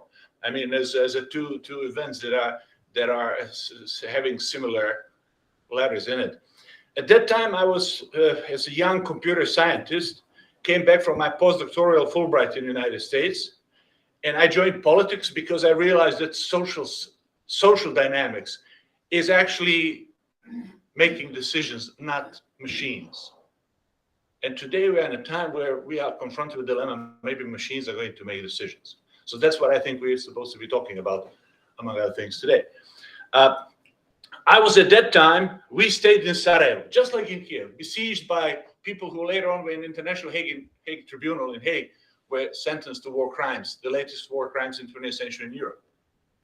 And I remember I was as a meeting with in Geneva, organizing donors conference for besieged enclaves with UN on behalf of my government as deputy prime minister at that time, and acting prime minister because prime minister was killed. So I was just acting as a prime minister, more acting than being prime minister. And I was asked by my friends, colleagues, I was 30-something years old. I was asked where I'm going after Geneva. I said, I'm going back to Sarajevo. I said, why are you going back to Sarajevo? In 10 days, Sarajevo is going to fall down and you're going to be killed. But I went back. So what I'm trying to say is some of those little moves actually make a difference in history. But go back to what we were talking about today. I think it is very important to understand when it comes to the doomsday clock in January 2023, just a few months ago, was moved to 90 seconds to midnight. I mean, in the history of doomsday clock, 90 seconds to midnight. Closest ever. It was because Ukraine was going in the second year. European security being threatened. That's what doomsday clock was saying. Russia threats to use nuclear weapons. 4 major threats were nuclear risks, climate change, biological threats, and disruptive technologies. Artificial intelligence, read that way. Now, why I'm saying this? Because nuclear threats, what do we have? We have UN Atomic Energy Commission that was set in 1946 and replaced with International Atomic Energy Agency in 1957. IAEA. So for nuclear threats, we have multilateral organization. Very important. Climate change, second doomsday threat. We have SDGs, we have Paris Agreement, we have COP27 conference already going on. So there is a plan. So the third one is pandemic, the third threat. For pandemic, we have WHO, we have UNAIDS, and nothing. So we have institutions. Now, the fourth one is artificial intelligence. What do we have? Do we have International Artificial Intelligence Agency? Do we have IAIA? Easy to remember, 2 times IA? No, we don't. Similarity to IAEA, atomic energy. We don't have it. So let me put it this way. When it comes to fourth threat, there is no pilot in the plane. Very simple. I mean, we are passengers. We are all passengers. And leaders, global leaders, are also passengers. So when we talk about the European Union, I think it's very important. And I'm so glad, I mean, Enrico is the one who has really, I mean, major capacity among, not only among us, but among broader audience. He may have a major capacity to talk about Europe, the European Union. I said Europe and European Union, because European Union is 27. And there is, in October last year, there was first summit of European political community where 44 countries were brought. So the question is, if European Union wants to be leader and global player, European Union has to keep enlarging and being European Union and Europe of values. So let's say what can be done in that, maybe artificial intelligence, maybe that alliance, Enrico, we should maybe talk about how we can have a European political community having a project, being alliance on this. And then European Union, with all that capacity that European Union has, then European Union, if European Union can create alliance on artificial intelligence in European political community of 44 countries, then European Union can definitely say to the rest of the world, okay, we are also the leaders. So Professor would be talking about China and impressive data about China and America, but we should see what is going on with European Union. Now, I think that imposing heavy global regulatory, it's enforceable at this stage, but then we are coming to what we're calling alliance of artificial intelligence willing democracies. How we can come to that. One thing is we have named United States, Japan, India, and Europe, or European Union. So let's see how European Union can start with alliance of European political community being broader than only European Union is, and then come to be. And finally, I think that we all agree that powerful technologies possess new risks, but extraordinary opportunities.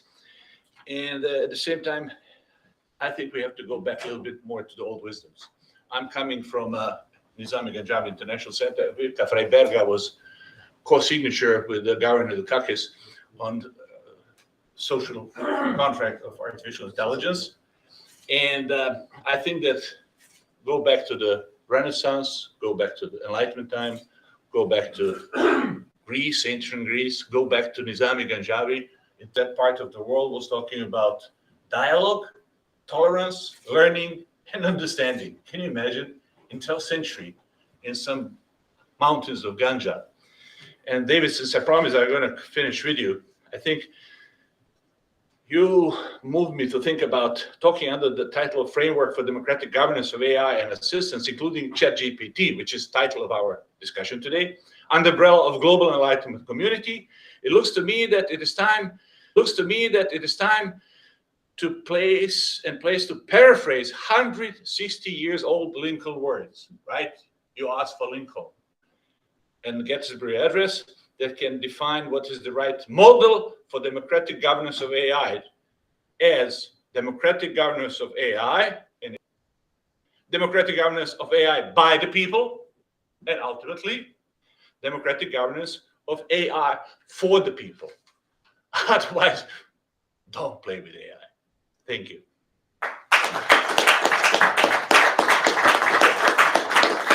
Thank you, Zlatko. And now, Jim Ferrari, business man, and also very, very enthusiastic with how we can work and deal with some relation as a Vatican or with some government, something like that. I would like to not thinking, but also that is the experience from the leaders for action. Thank you. Hello, good morning. Thank you, Tuan. I'd like to first start by thanking the Boston Global Forum for inviting me to speak and wishing Governor Dukakis a happy birthday. I'm excited to be a collaborator participant as we launch the Global Enlightenment Mountain Program. My name is James Ferrari. I'm a serial entrepreneur, filmmaker, artist from New York City. Over the past decade, I've worked with organizations around the world to development of programs, technologies at the forefront of societal and political change. I've been asked to introduce the Global Enlightenment Mountain Program to you today and explain its importance at this critical juncture in technology's rapid evolution. By the way, I just realized Silicon Valley, the Global Enlightenment Mountain. I just heard that earlier and it didn't occur to me. Pretty cool. Let's see. We've convened today to discuss this revolutionary new initiative spearheaded by our brilliant friends at the Boston Global Forum. That initiative is the Global Enlightenment Mountain, which aims to bring together multidisciplinary groups of people, distinguished world leaders, thinkers, strategists, scholars, innovators, committed to the responsible governance of AI. A unique alliance we have, and its designed focus from collective ideas and resources towards the common goal of creating this virtual Silicon Valley for the digital era. I want to really accentuate the multidisciplinary part, which is what got me up here. In 2010, I used to go to these conferences. Earlier, there's wonderful remarks, by the way, on collective intelligence. And I used to read papers that I would grab from MIT, University School of Complex Systems, from Berkeley, Stanford. And as you know, we're in this era, and we started that era around 2008, 9, where the collective intelligence of human beings, we're like a super organism. So because of our connectivity, the massive connectivity. So things happen at lightning speed, but they happen as a whole, right? So people in ISIS did things elsewhere, and people were inspired that never met the people in ISIS and would commit murder in a negative sense. In a positive sense, in 4 hours, depositors at Silicon Valley Bank can just get out. Things happen like that, right? Because we're connected. And it's also to be mindful of that, because that's the negative effects of ChatGPT and AI can play a different, play a positive, but also a negative role. Okay, in addition to connecting researchers, centers, labs of leading universities like MIT, Harvard, and Stanford with pioneering technology companies, a fundamental goal of the program is to connect with financial investment and talent resources needed to fuel the project's development. By bringing these resources together, the program aims to accelerate the pace of innovation and facilitate the creation of new technologies, such as mentioned earlier, T-Lead, T-Kindness, and Enlightenment, T. AI assistance designed to promote responsible development and deployment of AI. The program seeks to understand the needs of today's market and society, identify areas where new technologies can create its greatest impact, and support the development of products that solve for those needs by having to provide mechanisms and protocols emerging technology brands need as they go to market. We will help ensure the products they introduce and hope and need of success. Okay, what makes our efforts here unique from other technology accelerators? The gentleman who just left was with an excellent accelerator as well. This initiative is deliberately removed from the geographical, locale, and cultural stigma of Silicon Valley. Because of Boston Global Forum's goals differ so inherently from those of the for-profit sector, it's important that our virtual model extends beyond that, the context that feeds directly from our organization's high-impact philosophy. As stated in the mission, the Boston Global Forum exists to facilitate collaboration and identify, discuss, and propose meaningful, creative, practical solutions to profound and pressing social of societal concern. As such, our institutional separation from Silicon Valley provides us the freedom and mobility to bring the world technologies and products that serve a higher moral function. So in recent years, we've seen some wonderful startup accelerators. There's one in particular I'm thinking of, the Y Combinator, kind of created a newer model for funding early stage startups that challenge traditional venture capital norms and push the boundaries for which is possible for technology innovators in the high impact space. The success of these entities embolden us, and therefore to brave explore the possibilities of our unique resources have to offer a different in pursuit of meaningful societal change.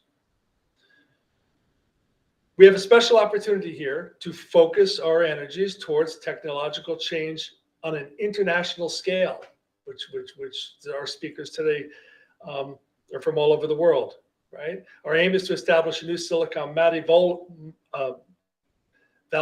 model, which truly puts global into the global Enlightenment.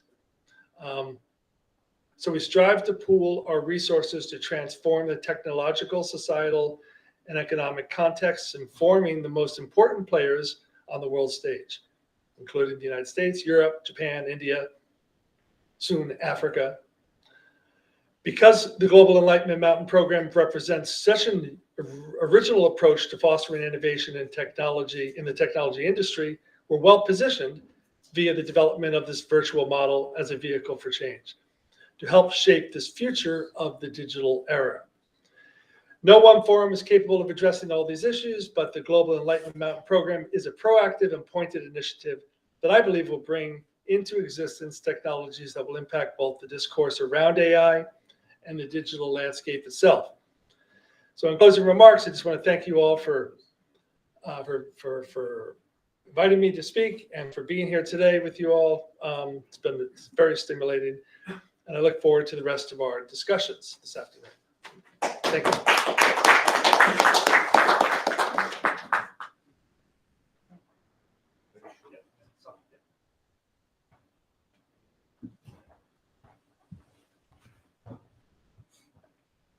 Just a few comments, because I heard so many interesting topics and ideas, suggestions. So I wanted just to reply and to say that my first reaction is the importance of the brand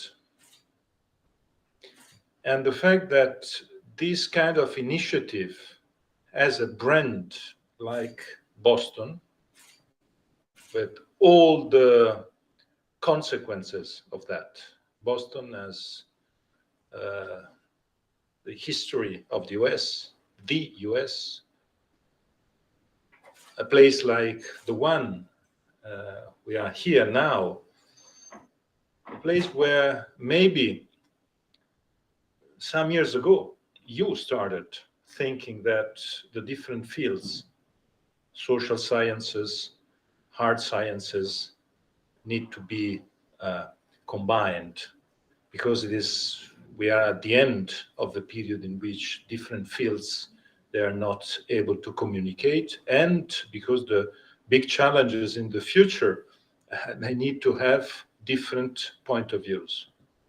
So my reaction is that it's so crucial to think that in the US and from the US and from Boston, dear Governor Dukakis, there's this ambition to speak with the rest of the world, because one of the problems of the US politics is to consider that the rest of the world, it's an amazing place to have vacations, but the rest of the world is active and on AI, as Zlatko just mentioned.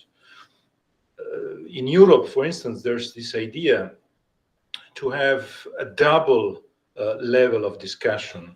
The European Union, with all the regulatory approach to the directives, to the rules, because the internal market is our treasure. But at the same time, we launched in October in Prague, and the next meeting will take place in Chisinau in Moldova. I take the opportunity to explain how big is this choice. You have to consider that June the 1st, 44 European leaders, so the 27 from the European Union plus the UK, Norway, Switzerland, Turkey, all the Balkan countries, will be all together for the entire day in Chisinau, 60 kilometers from the Ukrainian border. 44 leaders all together. I think it's a great signal. And the event of this new entity, it's not an institution until now, the name is European Political Community, is the way to put together the 27 plus the rest of the European countries which are not part of the European Union. This meeting there, big signal. Chisinau altogether, it's a great signal. But at the same time, one of the topics that in Chisinau will be probably on the table of the leaders, and the next two meetings in October in Granada, in Spain, and next year, in the first part of the year in the UK, will be cybersecurity and the role of technology, data, and artificial intelligence. So it is exactly what Zlatko just said. And for me, it's so important because it's a demonstration that the European Union is trying to relaunch on this topic and to relaunch beyond the usual approach, only rules, but also with the wisdom that you, Zlatko, you mentioned. And so my point is that it's crucial to work crossing borders also among organizations. It is not just for states, it's not just for governments. It is necessary when we talk, when we mentioned artificial intelligence, when we mention technology in relationship with politics, there are so many different point of views that are necessary. I think David just mentioned some of them before, and all of you in your presentations and what we heard from the civil society intervention from India and the one from Japan, it is exactly the same. So my point is that it is time for this alliance. It is time to work, and it is possible to do so trying to cross our borders and to meet people, organizations that before Tuan mentioned the Vatican. I think religions are important here. All the religions meeting together, trying to put all the ethical approaches related to that. And this is why I attach great importance to this discussion today. And I think all the different suggestions, the ideas, the approaches, and I hope and I strongly hope, this is why, and I stop here, this is why I mentioned that Boston Global Forum and Boston as a brand can be so important, because if it is the Brussels Global Forum, yes, it's natural. Brussels is the place where usually we discuss about roles and so on. But Boston Global Forum can be, I think, a great bridge, great initiative, and I hope a great initiative also for American politics that next year will have such an important moment. I conclude just one suggestion, one point, that is next year will be the year in which some pillars of democracies in the world will have in the same year the electoral year. The UK, the US, the European Union will have the European Union elections, the UK elections, and the US elections at the same time, same year, in the year in which democracy is under attack. So I think maybe discussions like the one we are having can be really clever, interesting, and very meaningful. Thank you. Thank you so much for the great contribution and comment and ideas. Now I think we can feel free to discuss, and any people like to discuss, we can raise their hand, and we, yeah. Mr. Nam Phan, yeah.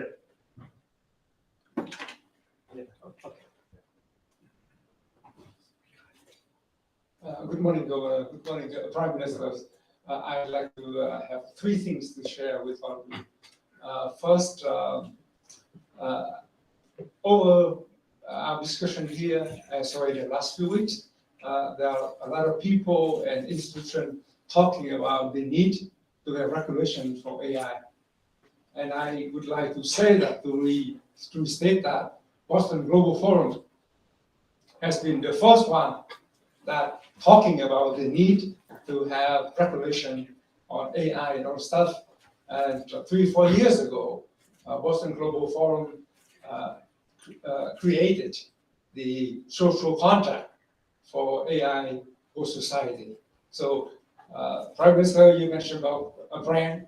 We have a brand here, and we are very proud to claim that Boston Global Forum has been doing a lot of this. And the second thing I'd like to share is that rules or regulations are designed to deal with bad people, with people who have bad intention. Good people need no regulation. And there is one bad actor that Professor Welch, Professor David, and many of us have mentioned. That's China. There is a big China wall in the China shop.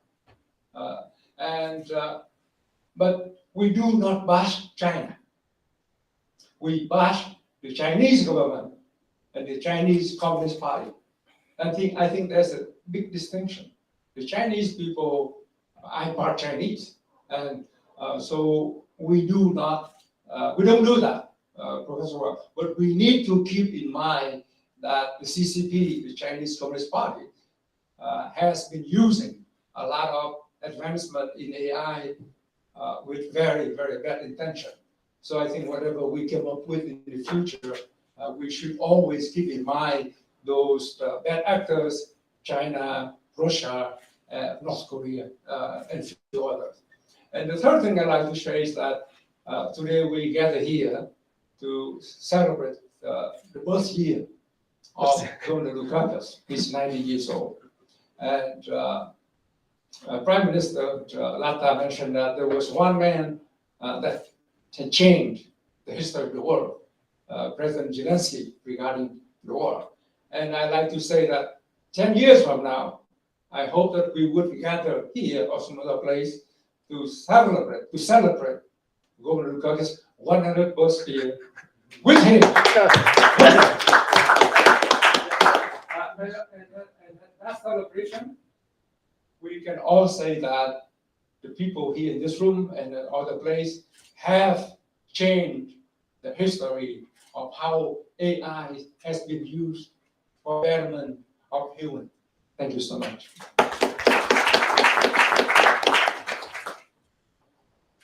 Thank you so much, Mr. Lam Fan. He is a former Assistant Secretary of Massachusetts government. He great support for Boston Global Forum many years. Big and dear friend. First, thank you for your thoughtful and nice words. Any people, I would like to encourage, welcome any people raise a hand and consumption alone. Please, you can again, or you want to? I can stay here. Okay. Thank you. Thank you, Consul General of Italy. Thank you so much. I'm the Consul General of Italy here in Boston, and first of all, I would like to thank Mr. Trump for inviting me to this important occasion. Of course, I'm very proud to be here at the presence of our former Prime Minister, whom I had the great opportunity to meet during a state visit in Mexico when I was serving there 10 years ago, actually. Yeah, exactly 10 years ago. And so the opportunity, of course, is to also celebrate the birthday. So happy birthday, Governor Dukakis. So this is, of course, a great opportunity for me to be here. I just want to touch, so first, again, thank you so much for all the interventions. Of course, all the inputs are so great that, of course, the mind is working. If I go back to my previous experiences, in the last 8 years, before coming to Boston, I was involved in multilateralism. So I had the opportunity to serve the Italian permanent representation in Paris at UNESCO. At the time, and still is going on at UNESCO, there is a discussion on the ethical principles of AI. So I think is something we all should consider, of course, we should see. But I just wanted to to throw on the table and ask, if possible, a contribution on what you think about the role of international organization on this topic. Of course, I agree with my Prime Minister that we are in a phase. It's evident, it's obvious, where multilateralism is going through an evident crisis. The idea of going maybe to an alliance. So like a coalition of the willing on some topics is of course the solution.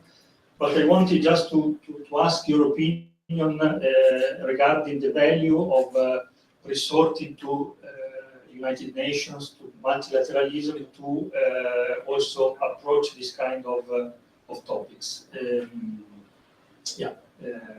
Thank you so much for the opportunity and allowing me to interview. Thank you. Thank you, Consul General. In my person, I love Italy very much. I have to say that it's very, very live. And we went to Italy many times. When I was in Vietnam Net editorship, I brought all Vietnam Net to visit Rome and Florence, Venice, and Milan for a special 1 week visit at Italy, 2010.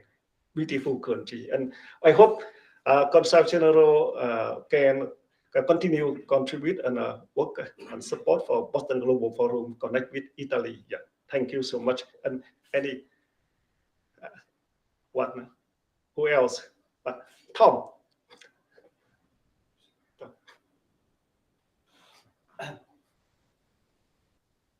Hi, everybody. I'm sorry I missed so much of this morning. I was in the classroom, and it is the final week of classes. So I've been teaching for roughly 50 years.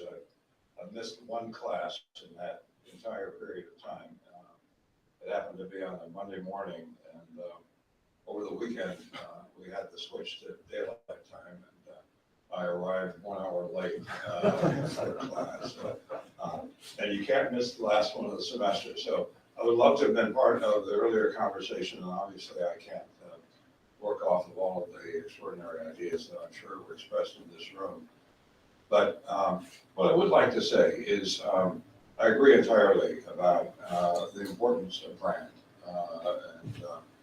and more in the digital age than any time, brand matters. And there's magic to Boston, and we're trying to make magic of the name Boston Global Forum as well.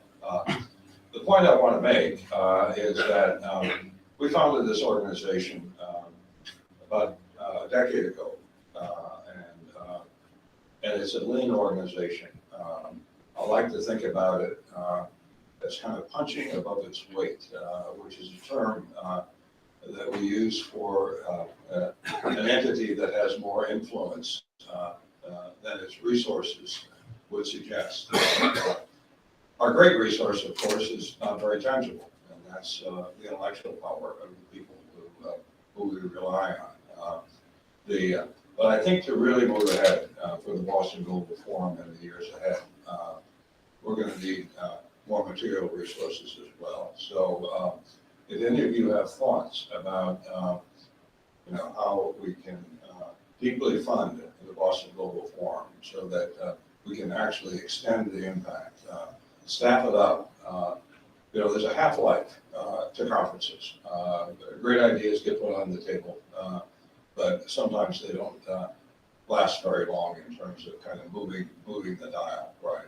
And one way you move the dial is through continuity, and that requires a considerable amount of resources. So if anyone has any suggestions that would relate to how we can kind of deepen the pockets of Boston Global Forum, it won't deepen any of our pockets, I promise you that, but certainly it would deepen the organizational pockets, and with that, its capacity.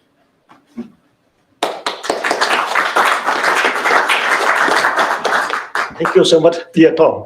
Sure, very special friend. He brought me to Harvard 2011. That's the reason why I am stand here with you from Tom. Yeah, thank you so much, my very, very dear friend. And who else? Please feel free to discuss and comment. We are very grateful for your contribution.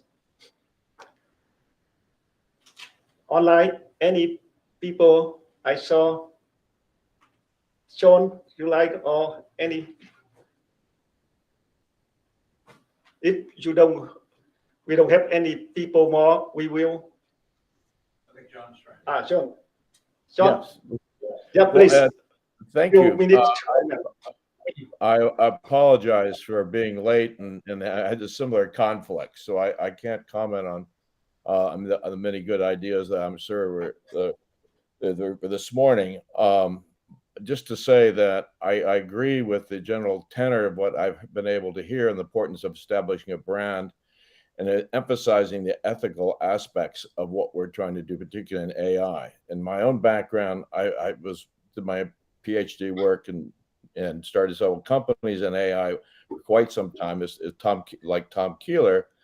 And now we see it's come to a head. Is something that was in the background is now foremost, and it presents extreme challenges, but also opportunities. And I think it requires a community, a global community, that's committed to the beneficial use of it. And I also think that there are new forms, a new generation of AI, basically what I've called biotic AI, but basically based on biological principles by which you can encode and you can create ways of enforcing and expressing certain ethical criteria and making it explainable and understandable and human-centric. And I think this is extremely important to do, given the impetus behind the current, the financial, the economic, the competitive emphasis that's we see manifested. We need to create alternatives that express the principles of this organization.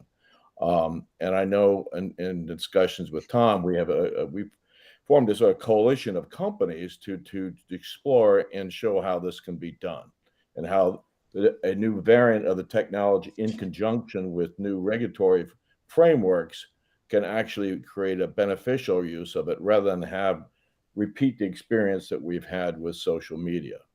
And I think it's really important that and to the point about funding, I think it's really important to be able to demonstrate concrete alternatives and create the financial incentives to do that. And the governments have a big role in doing that, because there should be liabilities for the misuse of the technology, which there really hasn't been. But also create positive alternatives and see that their significant economic value can be created on a global value basis, not just captured within the major countries like US.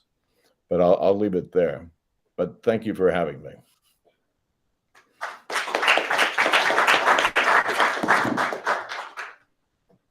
Thank John. Yeah, many things we continue to do in the next step and future. Tom also, yeah, we will do, John. So who else? Maybe no.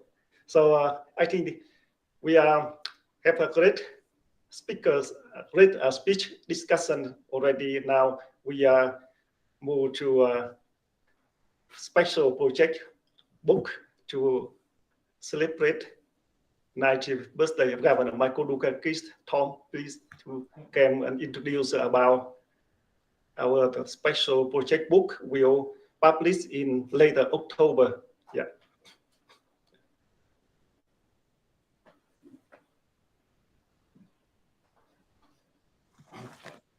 Okay. And very exciting. And before we finish, we will have some special song from renowned artist and singer Bùi Thúy from Vietnam. I hope you will enjoy that. Thank you, Tom. So I've heard her sing. I know you will enjoy. She's a wonderful singer. So we're thinking about how to mark this 90th birthday year of Governor Michael Dukakis, our friend, and think about all the contributions that Mike has made in the public space, and how do we honor that? We can talk about it, and there are other ways that we can do this.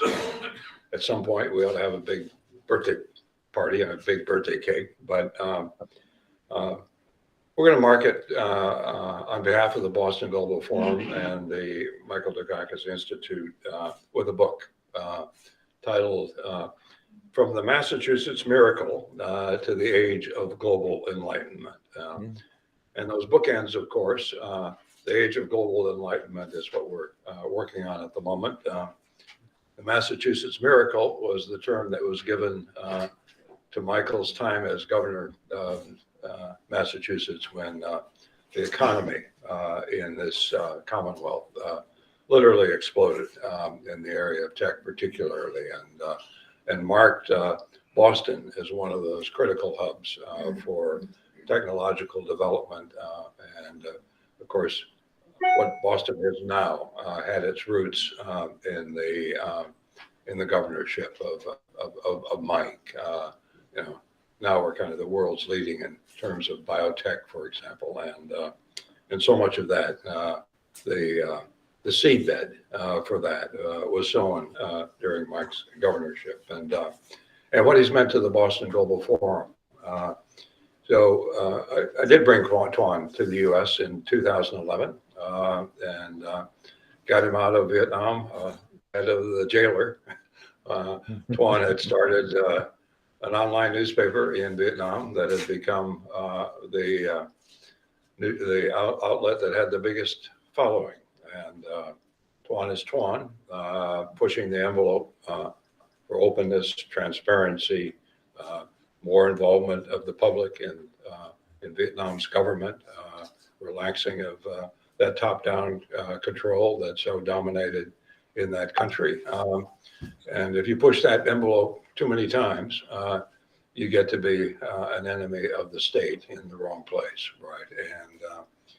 And so it was time for Tuan to leave. And thankfully, the government was probably happier to have him out of the country than to put him in jail with all the costs that that would have entailed for the PR side of things. So with the help of the embassy and Harvard's willingness to create a slot at the Kennedy School for Tuan, we brought him to Boston. And then Tuan and I, one day sitting in the office, kind of said, you know, there's a lot of intellectual resources in this city, and it's siloed. You know, MIT and Harvard and Northeastern and Tufts and on and on and on, and they don't talk to each other very much. And what if there was an organization that basically tried to pool all of this talent and then could think more broadly about the intellectual talent that exists out there? That was the genesis of the Boston Global Forum, but we needed some weight. Things we needed to give it some credibility, and then we reached out to John Welch and of course Mike, and I don't think we talked to Mike for more than about 3 minutes, and he said he's on board. And boy, that was an extraordinary commitment, Mike, and it's made all the difference. So those are the bookends, and we're going to have that book from the Massachusetts Miracle to the Age of Global Enlightenment.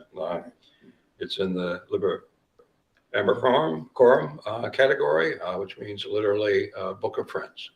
So the people who have worked with Mike, people who have been part of this organization, that's where we want these pieces to come from and have some connection to the career and accomplishments of Governor Dukakis. As Tuan mentioned, we're shooting to publish this in the birth year, so before the end of the year, Mike. And so we've set August 31st as kind of the deadline for submission. So get your pens out, put your minds to work. These could be short pieces. You know, I think we'd love this book to be have many short pieces as opposed to some long treatise. So we'd love to have as many voices as we can. And again, Mike, thank you for all that you've done.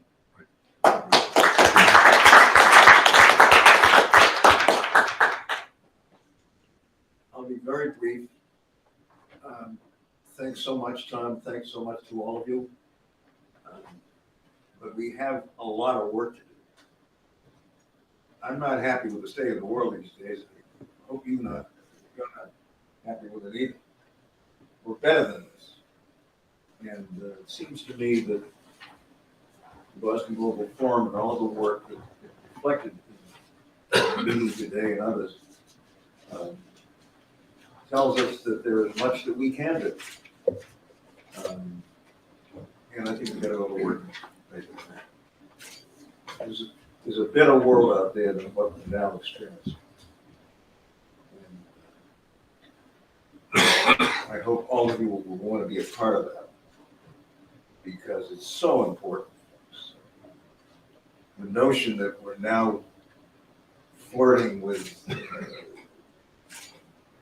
nuclear warfare again is just maddening and crazy at a time when we ought to be, especially in this very special city, working our heads off to try to create an international world in which, international framework, in which we sit down together, decide what we can agree on. If there are certain things we can't agree on, okay, but let's go to work on the ones that we can agree on. And there are a lot of them out there. And I see the Boston Global Forum as a kind of unique way to do that. And thanks to the work of all of you, I think we can make a real difference. So thank you again. But thank you particularly for being a part of this at a time when we need you all to help us be the most effective thing we can, most effective institution we can create in a way that leads us to peace and to stability and not to the kind of new Cold War that we're apparently about to engage in. I can't think of anything worse as a guy who's now getting close to his 90th birthday and has spent his entire life in the Cold War.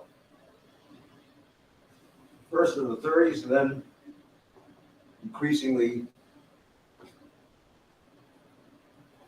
as we now see new problems, new rivalries, and people getting killed over this. This is nuts, folks. We're better than this. We ought to be better than this. And I can't think of a better place and a better forum in which to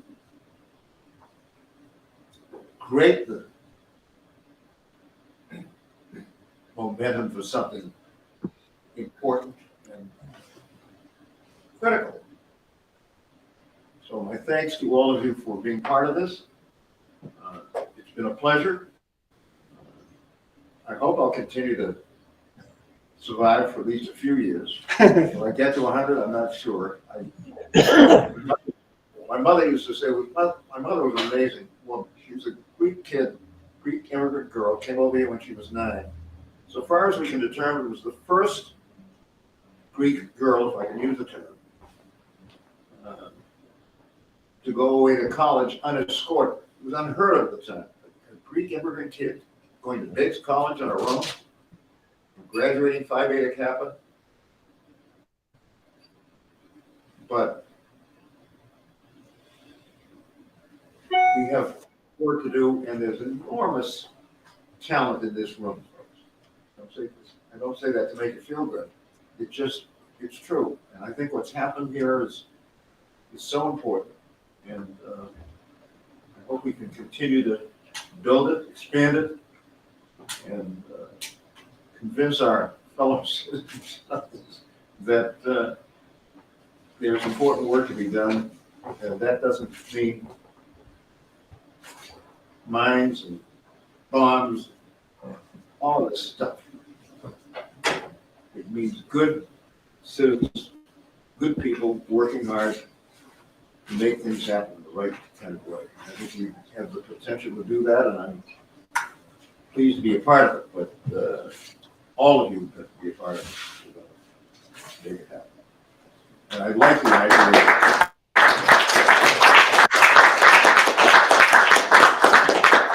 I like the name Boston is kind of special. And Mr. Later. right, and we can and should build on that. So thank you.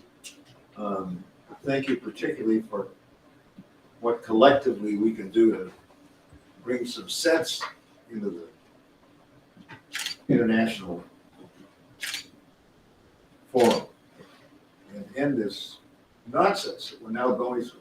More people getting killed, more people. I mean, what is this? We're human beings, supposed to be reasonably civilized. Enough of that. There's too much good work to do to have to spend our time dealing with what's going on. So, enough for me, but a huge thank you for your participation in Boston Global Forum. It's so important. It be an organization like this that can speak out, take positions, and see if we can bring some sense back to the international discussion of the common problems we have.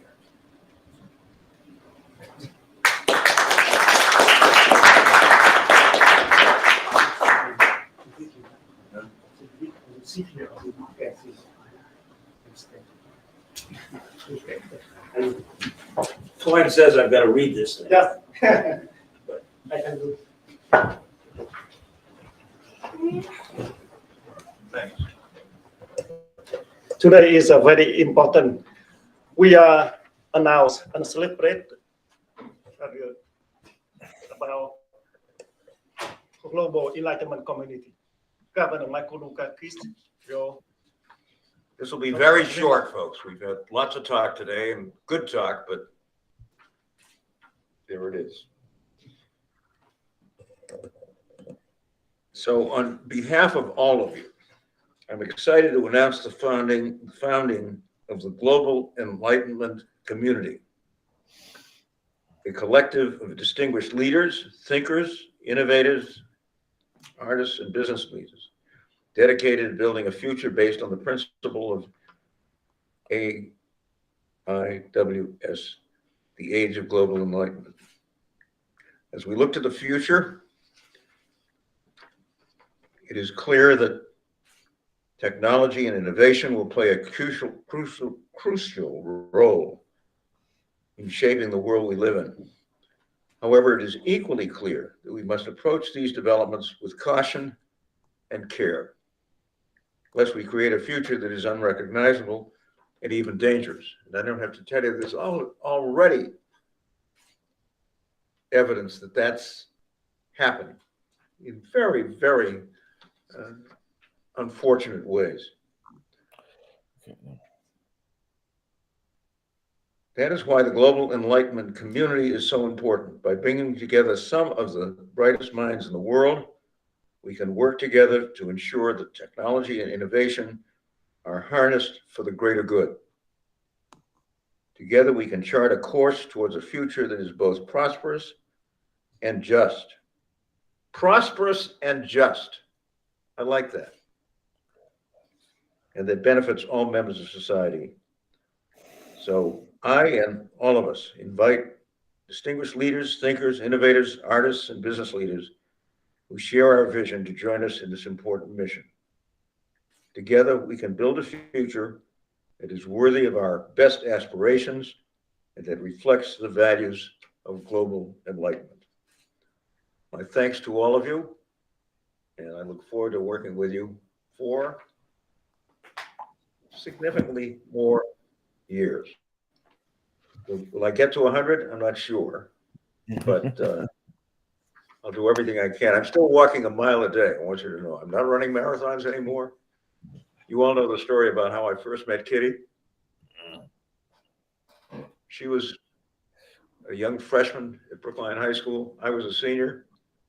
I had heard of her, but I was interested in somebody else at the time, who subsequently became one of our best friends and introduced me to Kitty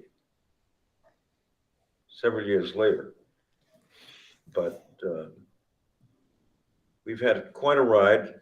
It's now time, with the help of all of you and other people like you, to put our best foot forward and build a world in which people can live in peace and harmony and make this the very best world we can. Thanks so much.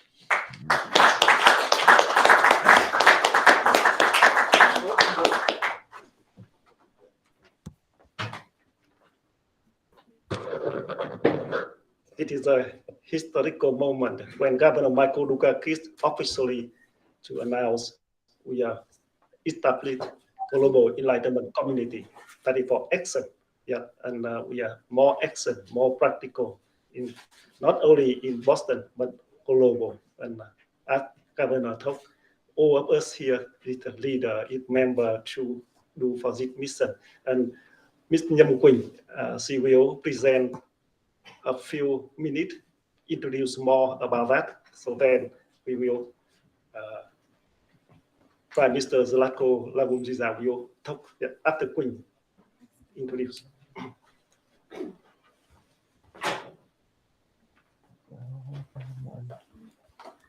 Hello, everyone. Good morning. I'm Queen Nam, and I'm the manager of the development of the Global Enlightenment Community, and I'm also the assistant to the CEO, Anton. So today I'll give you a very brief overview of what the Global Enlightenment Community is and what we do. So I'll just give a quick rundown of the past milestones that the Boston Global Forum has achieved to understand where this idea of global enlightenment came from.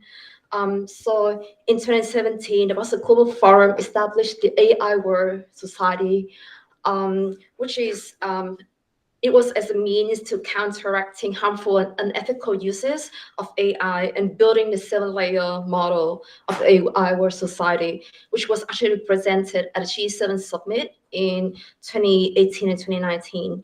So all of this created a foundation for the Age of Global Enlightenment. The Age of Global Enlightenment refers to a humane, peaceful, and secure world, and largely by harnessing the potential use of artificial intelligence, blockchain, and other digital technologies. So in 2019, the United Nations Academic Impact and the Boston Global Forum together, we launched the United Nations Centennial Initiative.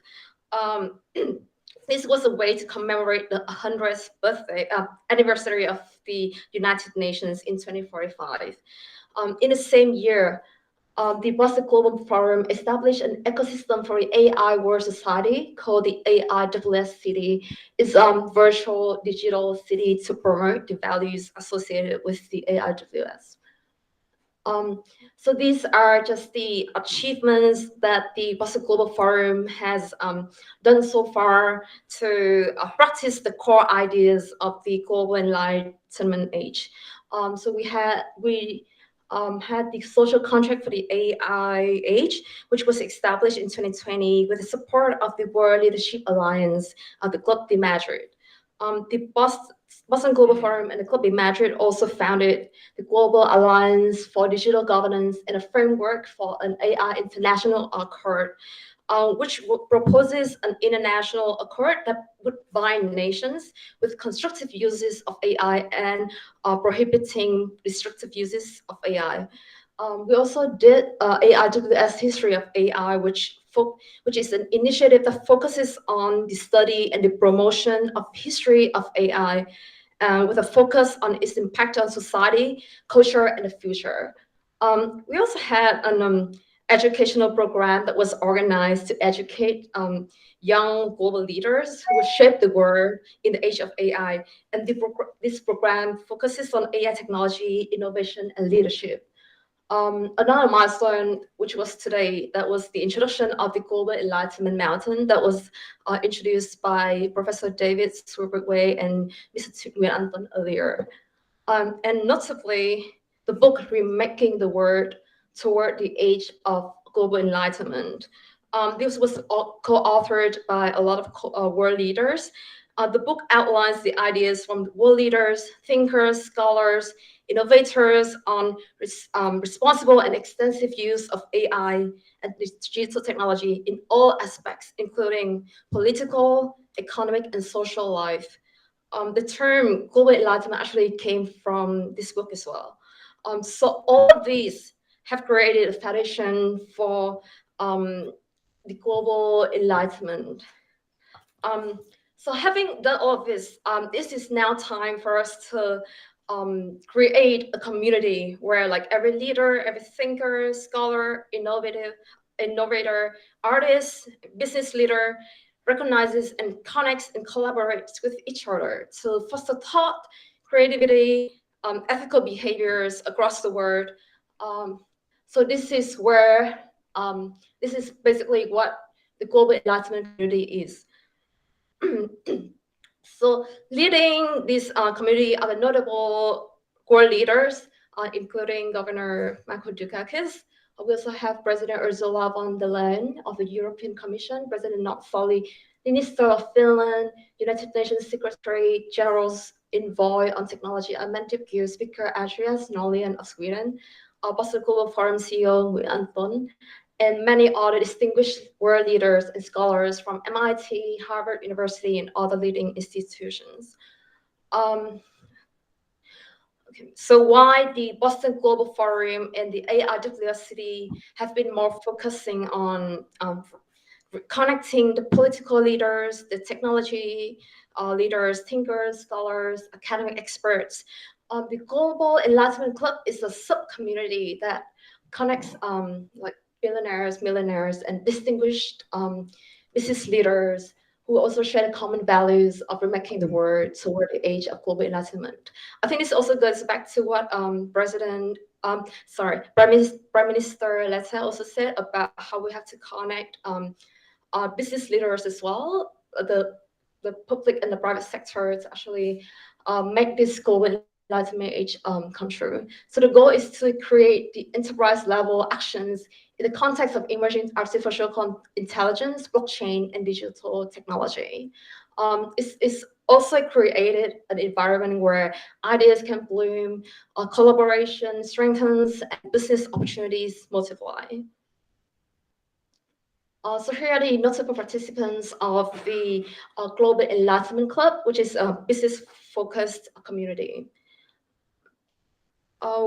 We also created the Global Enlightenment Music Club, which is basically a stage for musicians from all over the world to contribute their works to building the age of global enlightenment. This is based on the idea that music has this power to connect us, to elevate humanity toward a more creative, innovative, hopeful life. So basically the music club will connect musicians, organize musical events, support professional development of the members, recognize their works and contributions to the building of the age of global enlightenment. And a special global enlightenment concert will also be conducted to commemorate the 19th birthday of Governor Michael Dukakis this year. So please look forward to it. So here, like the musicians that are recognized by the Global Enlightenment Music Club, and also the organization, the orchestras that will work with us.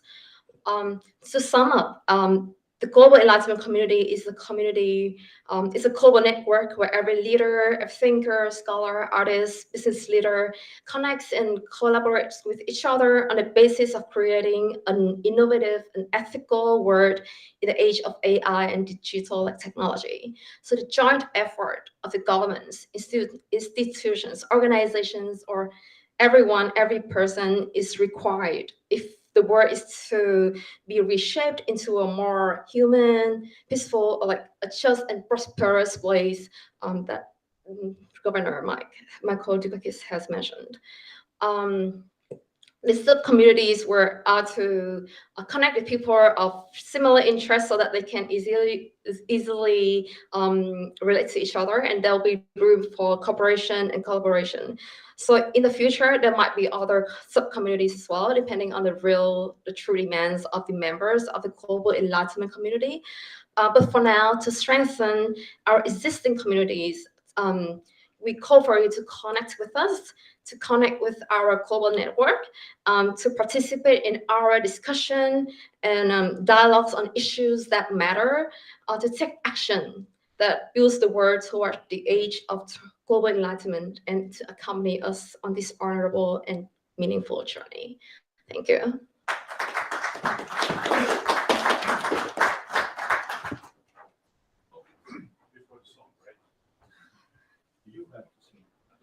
I don't have to sing, right? Let's sing.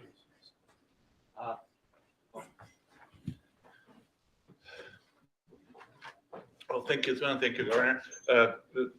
According to the program, I should now give a brief of our collective wisdom that was encapsulated. We were working until this morning about putting together pieces on a statement of global enlightenment community on the title From World to Action, the Urgency for Government Action.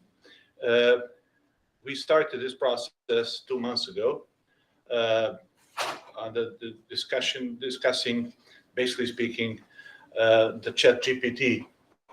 That was just the big bang. The ChatGPT happened, and we started talking about this idea.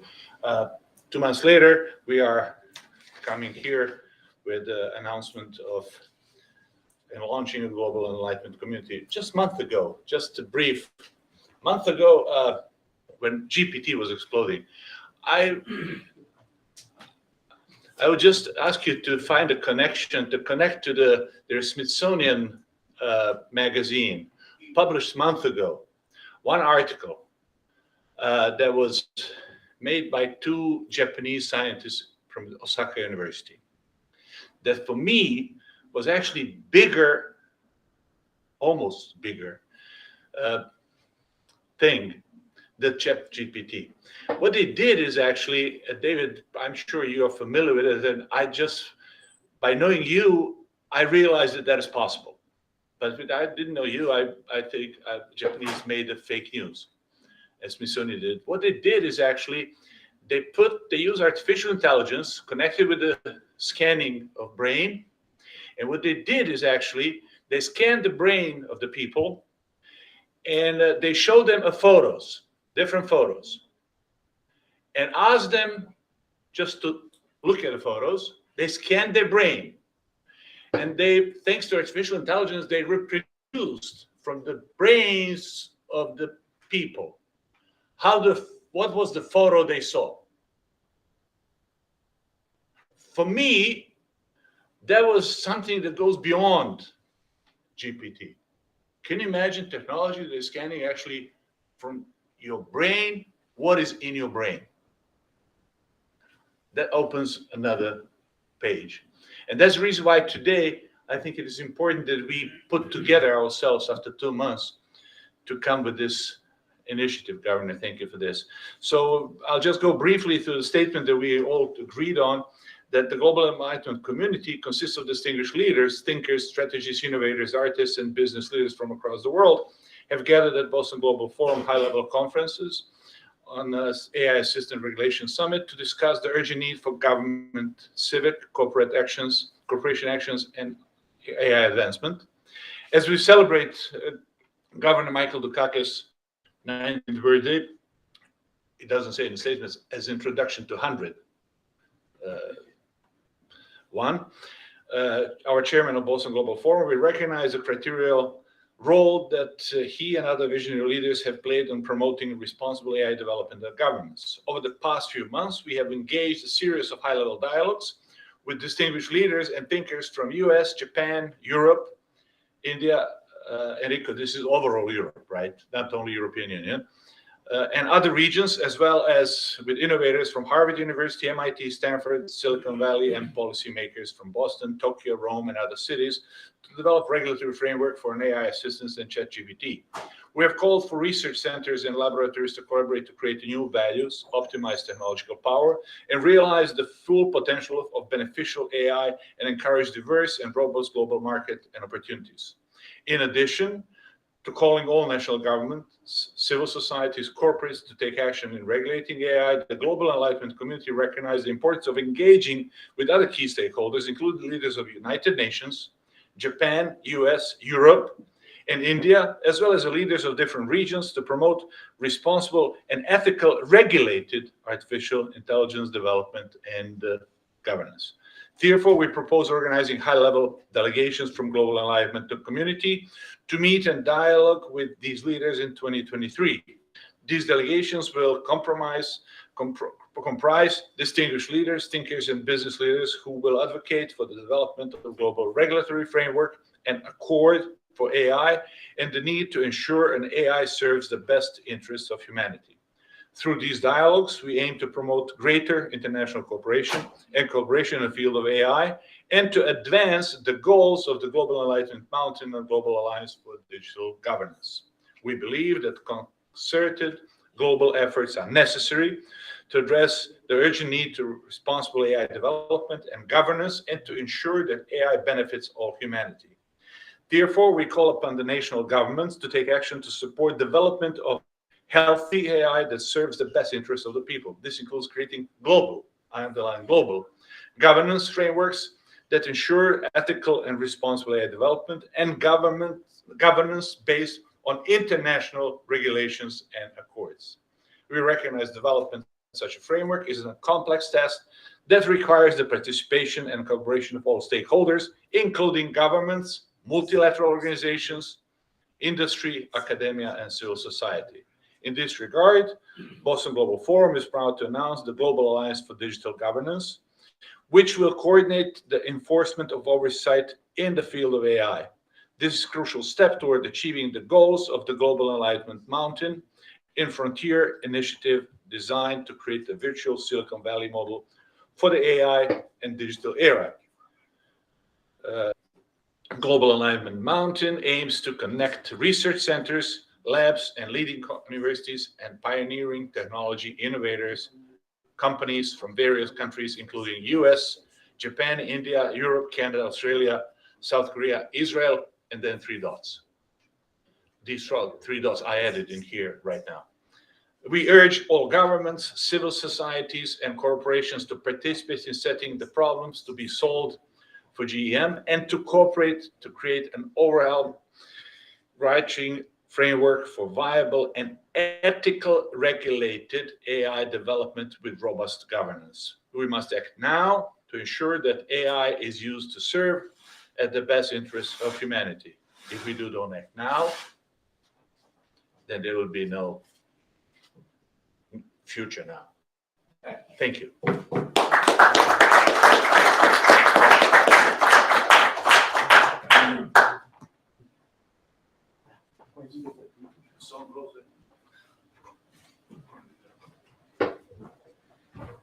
So now, singer Bùi Thúy from Vietnam, she came here dedicated to sing for global enlightenment and to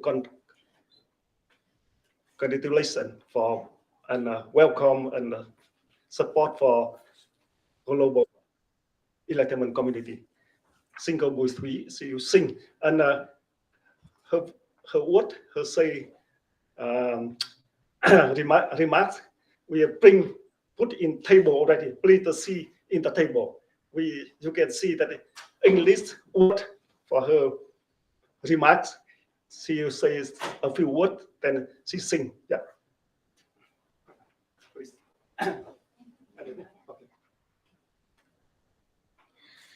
Bùi Thúy xin kính chào tất cả các quý vị.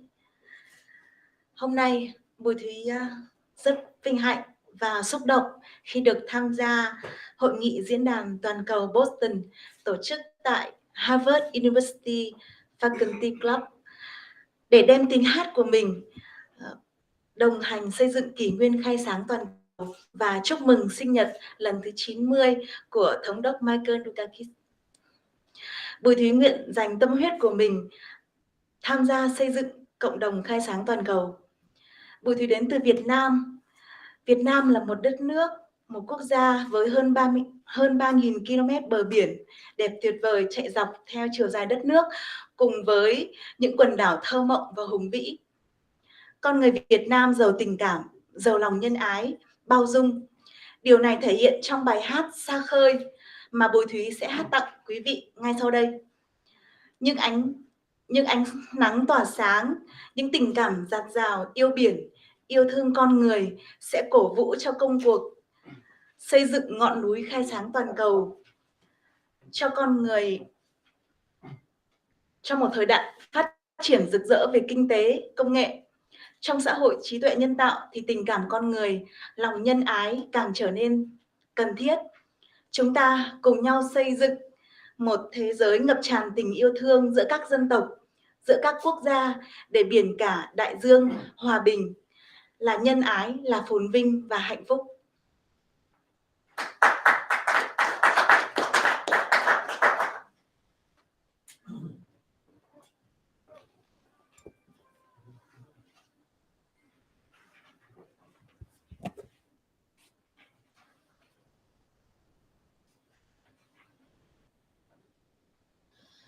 Nắng tỏa chiều nay,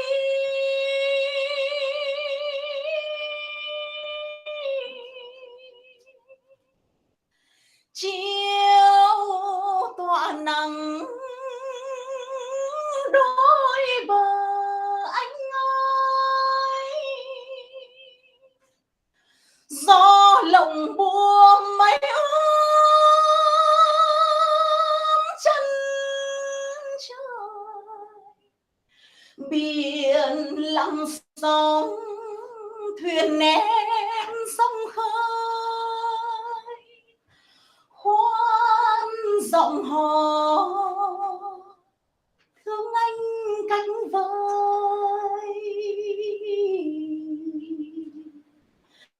Kia biển rộng con núc con măng, lướt sóng liềng đôi ba tung tăng, con chuồn con bay nơi nơi, con giang chiều gọi bạn đường khơi. Nắng tỏa chiều nay, thuyền về mái đồng chiều nay, nhìn phương Nam con nước vơi đầy thương nhớ.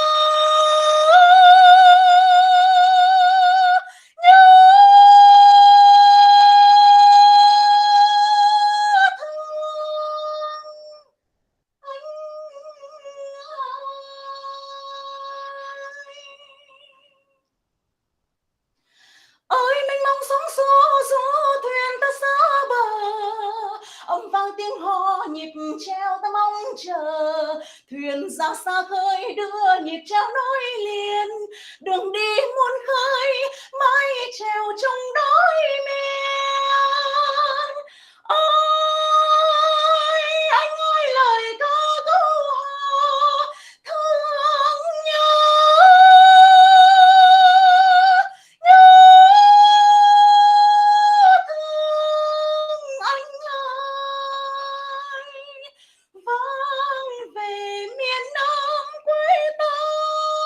Biển rộng ơi biển trung tình, biển nói lên lời sóng cả tới trong lỡ đôi. Ôi mênh mông sóng xô thuyền ta xa bờ, phòng ta sông cồn lòng ta luôn vững bền, kề vai bên nhau nắng biển cũng mưa buồn, kề vai bên nhau em kề bên anh thương. Ôi anh ơi lời ca câu hò thương nhớ.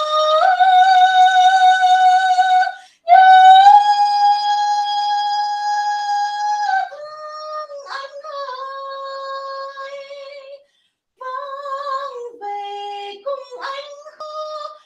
dòng ơi biển chung tình, biển nói lên xóm bao ngày thương nhau.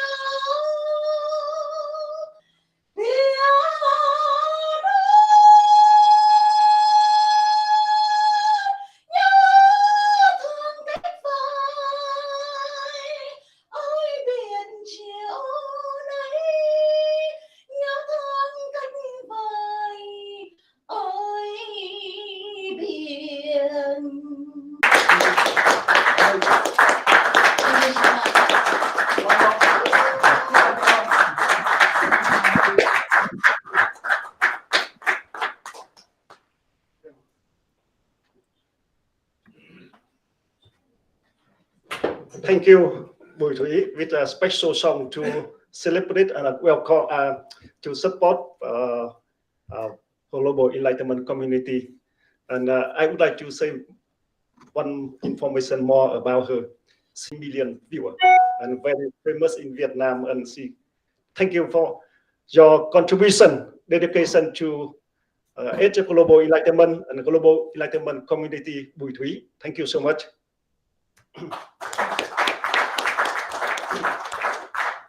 And she sing a song to honor Shinzo Abe in Tokyo, April 5 already. So now this is time to finish.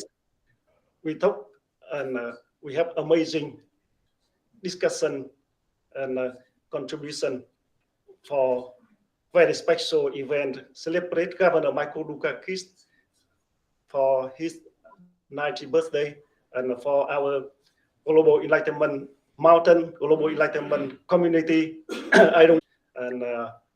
We are together for action from today, from next many years. And from my heart, Boston Global Forum, grateful, so grateful for your great contribution for more than 10 years of Boston Global Forum already, and for great mission and beautiful road Governor Michael Dukakis lead and make it for more than 10 years already. And with myself, I dedicated and continue dedicated all times to this mission, this road, and I look forward all my audience friends today will together with us, with Governor Michael Dukakis, with Boston Global Forum.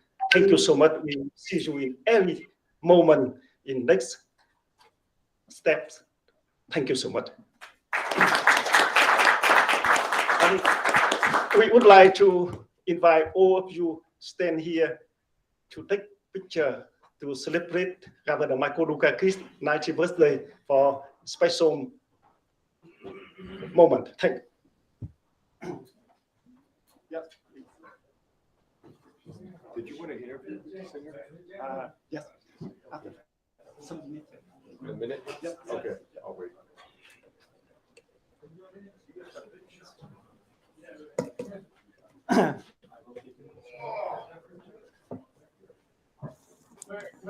Yes, yes, yes, đứng đây.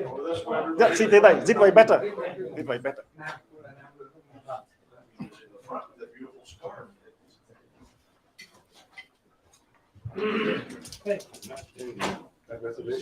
We do it again in 10 years. Why not? Yeah, why not? It sounds like a plan.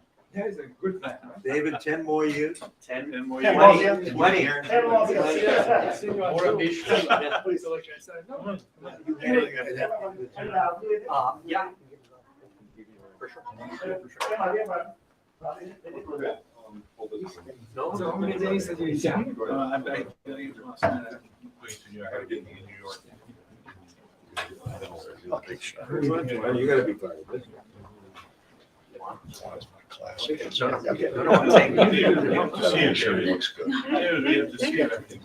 Come on, ladies. Come on. Improve his image. Come on. Yes. Yeah. Stand close with Governor. Yes. You want to turn off the projector? Are we all here? You want to turn off the projector? There it's good. Hold it. I would turn off the. Oh, you want that in there? Yeah, that's good. Turn up. Somebody's got Harvard on there. Yes, yes, turn up. Turn up. We turn up. Get inside. Okay, guys, It's never check- bad to have Harvard on your forehead. Yes. Well, we see you. Harvard. Title of Harvard is just on. I used to do this for a living. Robson, please, join with us.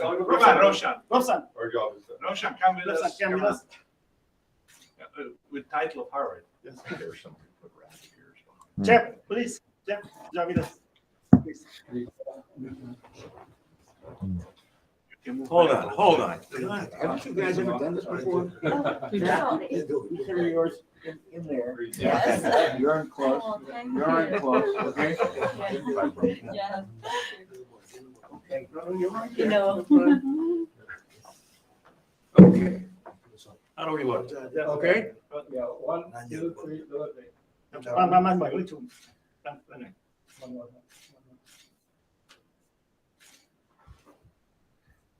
Okay. Got it? Great. More, some more. Camera, take more. 1 minute, take more. Okay, more than 10.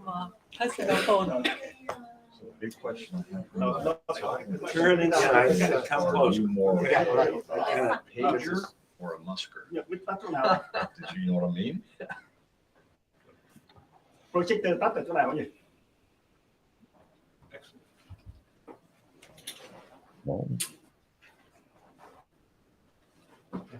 Got it? Thank you. Good, terrific. Thank All you. right, Dr. Carlson. Thank you. Tucker Carlson. So Tucker Carlson was on Fox. Very interesting. And he didn't have Fox. And 2 weeks ago. No. No, I'm saying you got fired. Oh, that's separate topics. He and Don Lester are starting up their own network. Because I think. But,